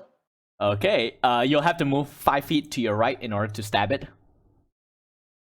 Okay. And just this is metal, so you'll have to aim. I would say you aim at the grate that you saw. Okay. All right. So just roll an attack to see how good of a hit you get. Hope I don't regret this. Okay. You try to stab, but it hits against the metal. And as you do, you see Oscar. His eyes just goes wide. You stay away from that. I'm gonna And hit it again. oh, okay. Roll. I have 2 actions. Oh yeah, true. Attacks per action. Oh, that definitely hits. Roll damage. Oh yeah. Okay. Ooh. Ooh. You 9. stab it. You manage to actually get it into the seam of the grate, and it sort of like caves in. And you stab it, and you hear a sound, and you see the fire on top of this device begins to sort of like flicker a bit. It's still quite strong, but it's like faltering, and you can see the symbol over here begins to also like flicker a bit, and you can see Oscar is, no, you stay away from that. And and that now it is Oscar's turn, and he is going to aim that device at you, and he is going to shoot 3 times. Oh, does any of those hit? Only one. No, two. 2 My hits. AC is 14. Yeah. Okay. You take 40 force damage as it strikes you. Oh my gosh. 40. Yeah. Yeah, 40, 7, 7, 3, 10, 20, 20. 0. Yeah, 40. Okay. Wait, where did my and now it I'm is very nervous about this. and now it is a snowman's turn. This one is gonna come over here and he's gonna throw a snowball at you, Skell. No, don't. What? That misses. And this snowman is gonna attempt to hit the fire elemental because it doesn't know any better. I'm guessing all 3 hits. Yeah, wait. Elemental. Yeah, does it have All resistance to cold? Wait, first, let me double check again. If I remember correctly, it's supposed to have one at least resistance to a creature, and when you summon fire with damage resistant acid, lightning, piercing, air, piercing damage immunity, poison. Fire is immune to poison and fire. Oh, okay. So it takes half bludgeoning damage, so it takes 6 bludgeoning, and then it takes the full cold damage, which is 27. So 16. Wait, so HP is how much? It takes it has 50 HP because it's a 4th level elemental. It takes Wait. You got how many HP? the fire elemental have 50 HP because it's 4th level. Yeah, okay, 50. And then it takes 6 bludgeoning damage because it is resistant to it, so only 6. And then it takes 27 cold damage. Okay, 17. Okay, 17. Yeah, expected. Okay. No, 27. 27. Yes. No, wait. 17. 50 minus 6 minus 27. 17 HP left. Oh, okay. Oh, damn it. This snowman is savaging a fire elemental. Jesus Christ. Yeah, the rolls are crazy. Yep, I am rolling really well. And funnily enough, this dice was blessed by another player recently, but so that is probably why. But anyway, Alice, you are up. Your dice blessed. I don't like it. Okay. Alice will target this elemental with will target this elemental Snowman. Yeah, snowman. Elemental is too fancy for this creature. Right. Okay, we create bonfire. Oh, I think that's a dex save, right? Hey, yo. Yeah, dex save. Okay, Dex save. it Element. fails. Okay, that's 22 damage to it. And boom, it's gonna burn underneath the elemental, and then Alice will use another Alice will use bonus healing word on Belize. this. All right, roll. Belize. All right, roll your healing word. Yeah, this snowman is half partially melted now. This one. Okay, but healing word and Okay, so Belize, you heal 10. yeah, but before that, thanks to Steriform, we got an. Oh yeah, you heal yourself as well. Because I got extra HP. Yes, I think it's D6, D8, I think. Wait, let me scroll up. Yeah, you heal D8 plus 3. Class feature plus D8 Yeah, D8 plus 3. plus D8. Oh, why the hell? Steriform bonus. Yeah, alright. While you roll that, I will move on first, so just to keep things going. 1D8. Okay. Yeah, D8 plus 3. Alright, Skell, what are you doing? Oh, shit. It's me again. Yep. Oh, that's unfortunate. Okay. Long as 30 feet. Yeah, cannot transfer too far. Too far. Wait, before that, I still can. Wait, I can transfer another damn. I transfer the 4 to Belize. Oh, so Belize, you heal another 4. Alice will move here. Yeah, Alice will move here because just in case another fire bomb. Fire. No, wait. I'll move here at 25 feet. at least we'll move here, and just in case enough fireball just hit us, at least it will avoid hit. All right. Because at least, Yeah. at least want to Yeah. remain distance. Yeah. All right. Okay. Now, Skell, what are you doing? Oh man.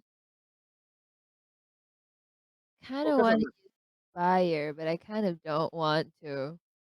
It's up to you. I know it's the smart choice to do, but like I kind of don't want to. just do it lah. Do it lah. We only one Hey, shot. don't tell me what to do. I say no. What I mean is just do what you want. All right. Okay. The snowman looms ominously in front of you. Oh my god. No man. Okay. Range? Shit. What is okay. Need this. Well, yeah, I guess so. Oh. Casting a spell. Woohoo. Let's go. This snowman No. is half melted already. It's I'm melted. yeah. Okay, so maybe I won't have to do a second level spell slot. I don't know. Oh, maybe I just do, just to be spiteful. Just do it. The meme. Just do it. I'll cast a scorching ray on the. Oh, that's 3 blast. Yeah, Scorching Ray shoots 3 beams, I think. Yeah. So, oh wait. So then, do you think I should just do first level? Because I just. Oh no, I can't even do that. It's second level. Yes. default. Yeah, second level, 3 fire rays. And yeah, you just roll, tell me which one you want to aim at which. Wait. I can. Wait. What does that mean? Yeah, I mean, it's 3 Scorching Rays. You can aim it at whatever target you want. Oh, I can. Yes. Yeah, sure. You can fire at 3 separate targets if you want to as well. Yep. Yeah. Scorching Ray is Let's go. Yeah. I'm Scorching Ray is gonna aim like two. I'm gonna aim two at the snowman. I'm gonna Alright. aim one at him. Alright. Roll all 3 of your attacks. Okay. Okay. Wait. Do I press this? Yeah, just click Oh. on Scorching Ray. Wait. What did I just write? Oh. Oh. What did I? Wait. Yeah, okay, so the first one definitely hits. This snowman is disintegrated. So the second ray, you say you're aiming at Oscar. Oh, since the second one you say you aim at the snowman, I'll say both will fly towards Oscar then. Oh. Yeah, so Okay. roll Scorching Ray 2 more times. So. That one misses.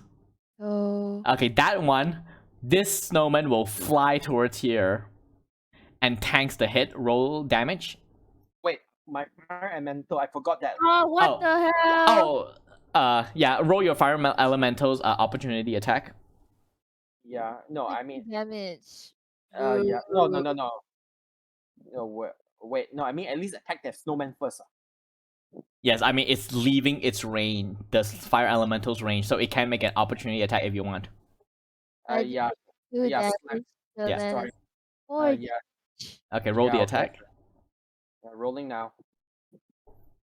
Rolling now. Okay, sorry. Wait, let me see again. Slam. Wait, this is damage. Oh, unfortunately that misses. No, that's damage. That's damage. That's Oh, damage. okay.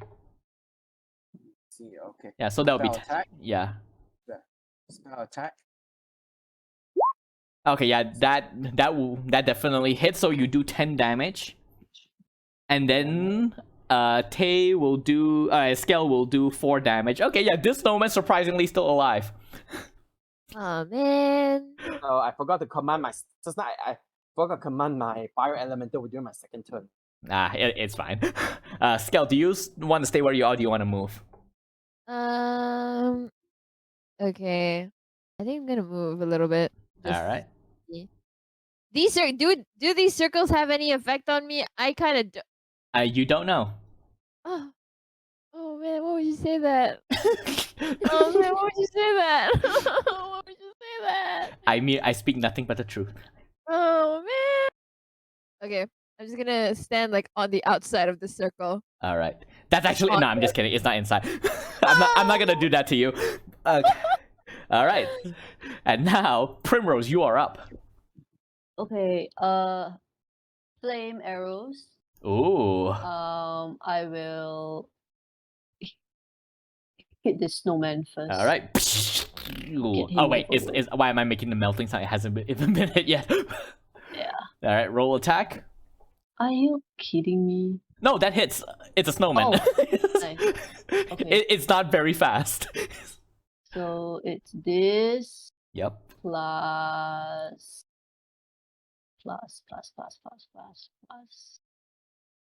that. Oh yeah, you fire the arrow. It strikes the snowman in the head.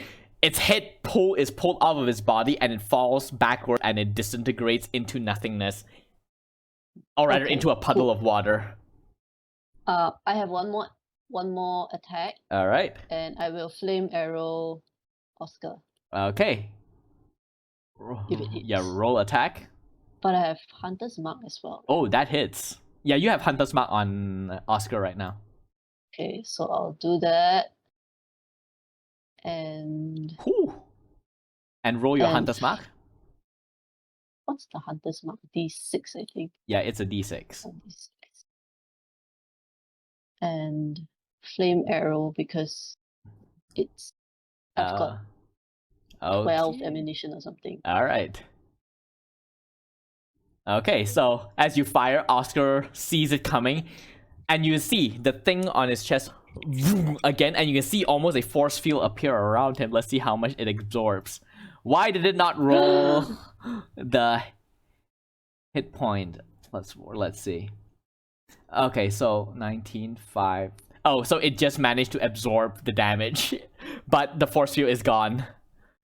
As you fire the arrow, when it is about to strike, you see a blue aura appears in front of him, and the arrow strikes it, and it vibrates, and then and it implodes, and the shield shatters along with it. Okay, great. Is the Hunter's Mark still on him? Yeah, it's still on him. Okay. Yeah, that doesn't go away unless you choose to, or he's dead. Okay. All right. Okay. Do you want to stay I'm where you good. are? Or you're staying where you are? I'm staying where I am. All right. Next up is Belize. What are you doing? Did this machine light up when the force field came? No. Oh yeah. It does a bit. Oh, should I just attack this or should I attack him? It's up to you. Because I just like looked at my character sheet, right? So I'm a ranger too, so I can cast Hunter's Mark as a bonus action. Ah. I can attack him twice. And then I just read that I have something about extra psychic damage. Oh yes. That's your Horizon Walker or Gloomstalker thing, right? I wait. I think so. Okay. I lost it. Oh. Okay. Dreadful strikes. Ah. When you hit a creature with a weapon, you can deal extra 1d4. Okay, I'll just switch my weapons again. Cast bonus action and the smack on him. All right. I'll put another symbol on him. Let's put this one on him. Okay. And then longbow attack. All right. Twice again. All right. You fire at him. Pew This pew. one. Oh, that hits. 17. Damage is 4. Okay. And then, but there's a hunter's mark. Yeah, the D6. 1d6. So Yes. for each. Yeah, each For attack. Yeah, each attack will deal an extra D6.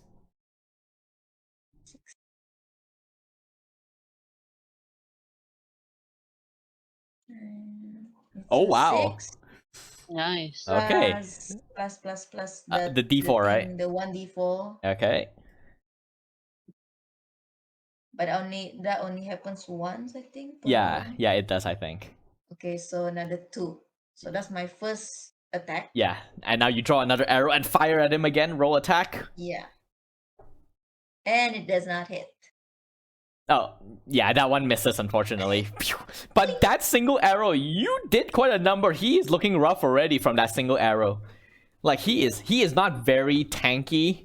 He just deals a lot of damage because he's an inventor. He's brains over brawn, so to speak.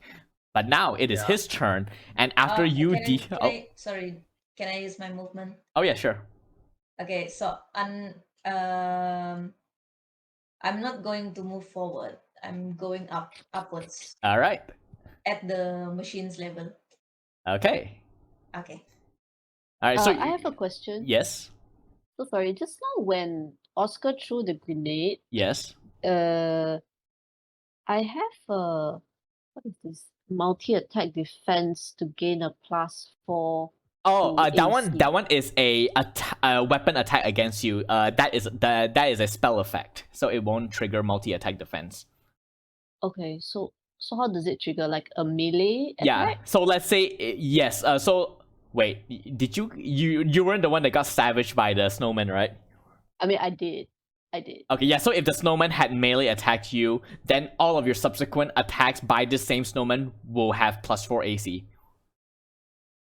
Oh. Yeah, so that's basically too what it late now. works. Yeah, unfortunately. Dead. Whatever. Your Primrose is, shocked by Santa being destroyed, and she sort of like forgot a bit. Yep. Okay, but Totally. yes. Oscar is gonna aim his gun at you, Belize, and he's gonna shoot you. Yeah, he's gonna shoot you once first. Oh, that's 24 damage. Okay, so I forgot I had this all along. Sorry. Oh, but what does this do? I can reduce the damage by 1d4. Okay. 1d10 plus my dexterity. Okay, now is the best chance to roll it.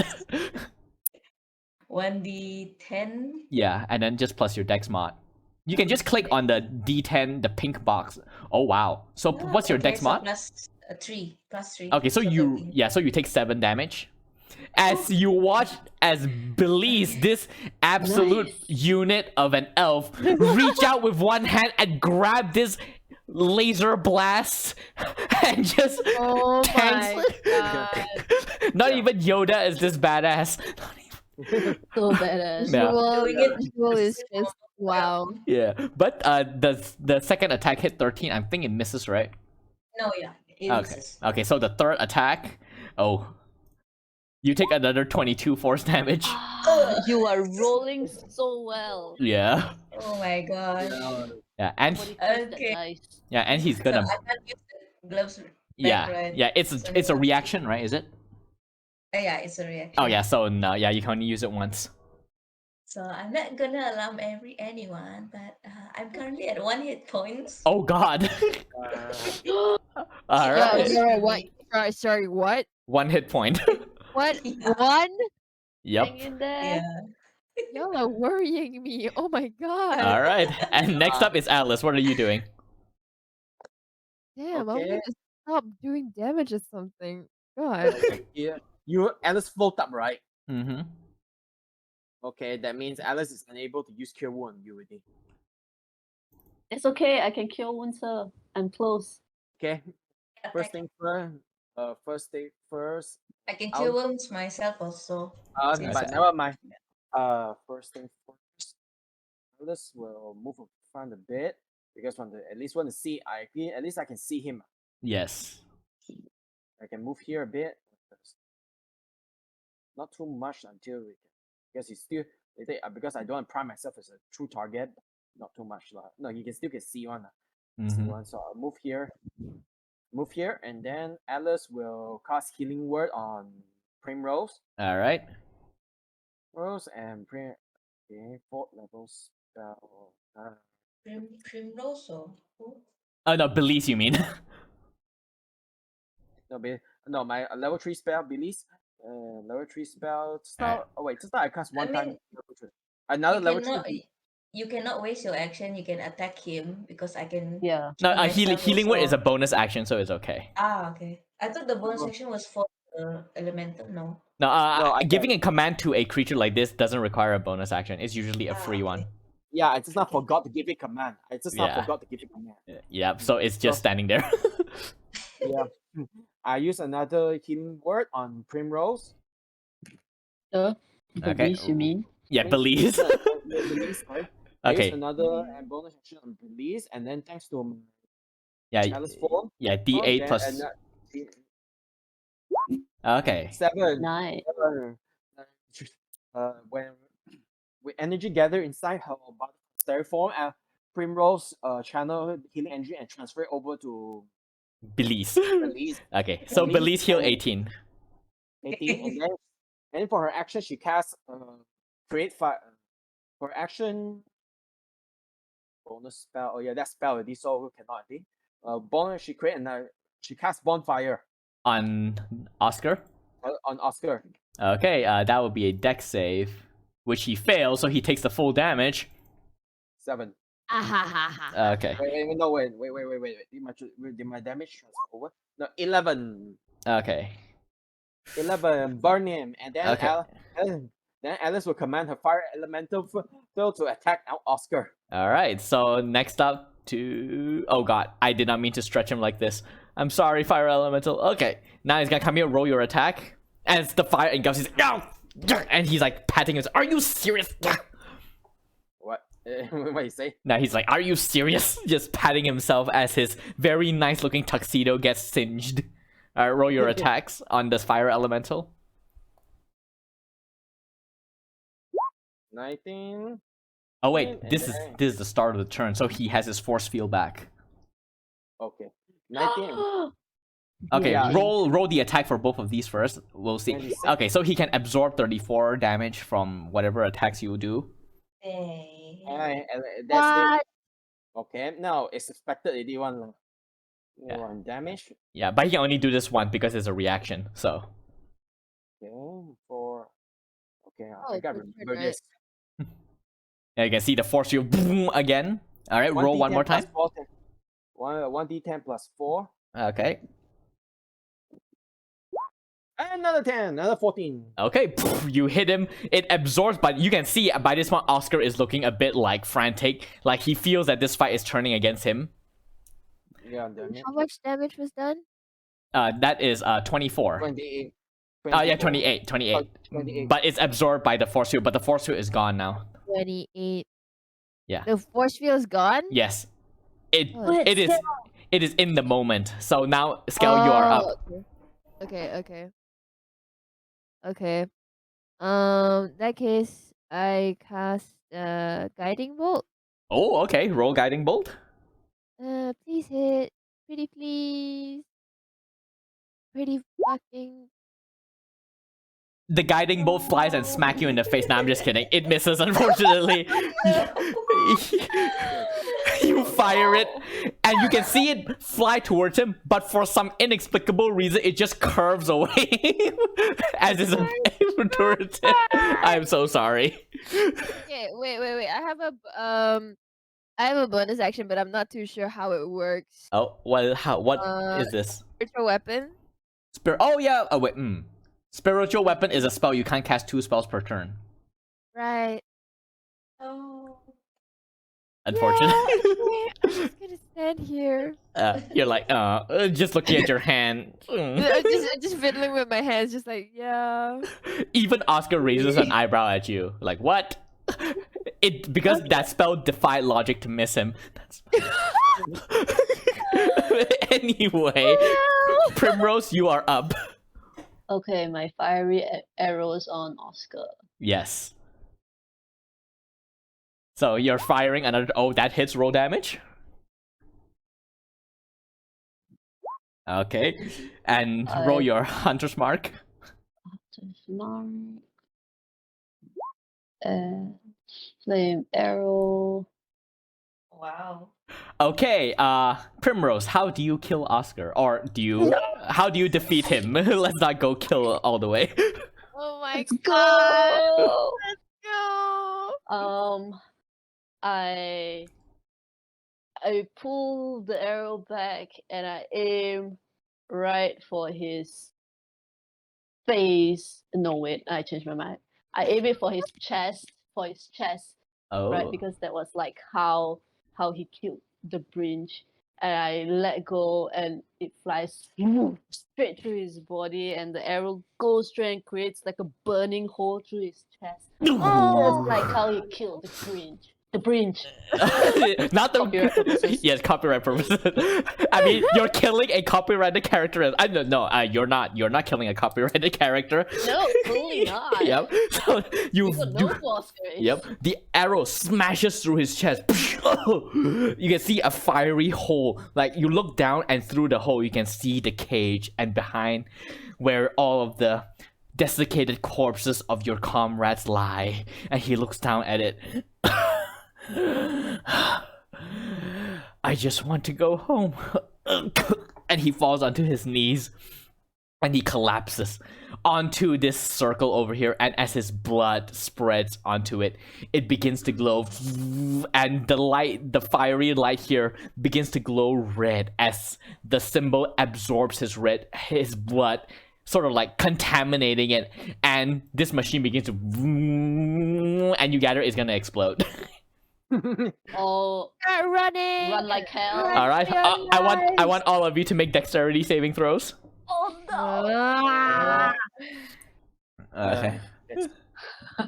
That groan. Oh my! No. I am not rolling well. Okay, so Skell and Belize, you both take 11 damage. And Okay. Primrose and Alice, you take 5 damage as the thing just explodes. Is it a fire? Is it a fire? No, or force damage? it's force damage because it's Force magical. damage. Okay. Yeah, so it 5 explodes and it take. I would just say for the purpose of this, your fire elemental gets consumed in a glorious display of light, where and it fades away. But the rest of you feel the explosion goes through your back, just as you all stumble out the double door into the hallway, and you fall. And you all look back and you see this machine is now just a melted husk of what it once was, and remnants of its energy begins to echoes throughout the air, and the scent that you detected, Primrose, is extremely strong, but it's also beginning to fade. And with that, you have all defeated the imposter of Santa's workshop. What do the 4 of you do now in this aftermath?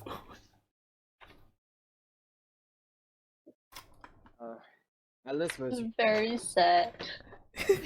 Santa. Yep, because right now, Christmasville is without Santa, and Christmas is starting in less than an hour. What do you do? see we can. Is there a command for us to Uh, like instruct the snowman as the snow machines? Wait, we can Are, use are the they are they toys? Like did Yeah. the snow? Oh yeah, these are toys. The snowmen came from these devices, and I would say that as someone you walk back and you open, you can see there are like many other snowmen inside in the process of being put together. Like it is a snowman making machine. we can probably can we command the snowman to wait, we can, if that's the case, if enough time, wait, do they react to us? Yeah, I mean, with its true owner dead, I mean, his body is no longer there. You gather it was consumed by the magical blast. It has sort of, you can see the first of the snowmen step out as it is being finished constructed and looks at all of you, seemingly waiting for orders. Hey, That- here's my idea. There's Oh. the 4 of us. The 4 of us makes one whole Santa. What if we go back to the stables? Santa. We take the reindeers. We take all the snowmen. We deliver them to the kids. We're the Santas. I Yeah. agree. Yeah. You can't cancel Uh, Christmas because of this. Alice will just say, wait, does anyone want fancy becoming Santa? What? What? Don't forget, I still have a polymorph spell left. I mean, polymorph, I don't think can turn you into a humanoid, but I I can enlarge myself actually. oh, you enlarge yourself. Yeah. So it looks like a silhouette of Santa, but it's Okay. actually And then the other 3 of you crawl around the belly to create his pot belly. Yeah. Yeah, that's how. That's why. Yeah, why not? That's why Santa's so fat. Yeah. All right. Totally. A bunch of elves on top of a large elf. All right. And with that, the four of you make your way to Santa's tower, where you see his sleigh with his giant bag of infinite presents. You all grab the Santa's cloak from the side, put it onto the enlarged valise. The three of you crawl up towards the stomach cavity, sit onto the sleigh, and basically just go, ho, ho, ho. And then you grab the rein and you set off into the sky and travel through the different dimensions to deliver presents to all of the kids, because that is the most important part of Christmas. To make sure that kids receive presents so that they know that they are not alone. And we have come to the end of our one shot. It went way longer than I was expecting, but Yeah. Yeah. all right. That explains it. It's not one. It's not one Santa. It's 4 Santas. Yep. Yeah.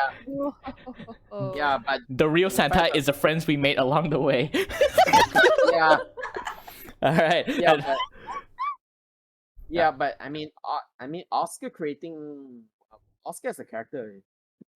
Yeah. I know. No, he is not a character. What are you talking about? No.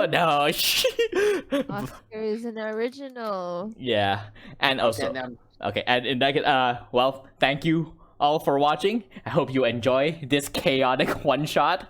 Thank you for staying to the end, and I will see you all next time. Bye. Bye.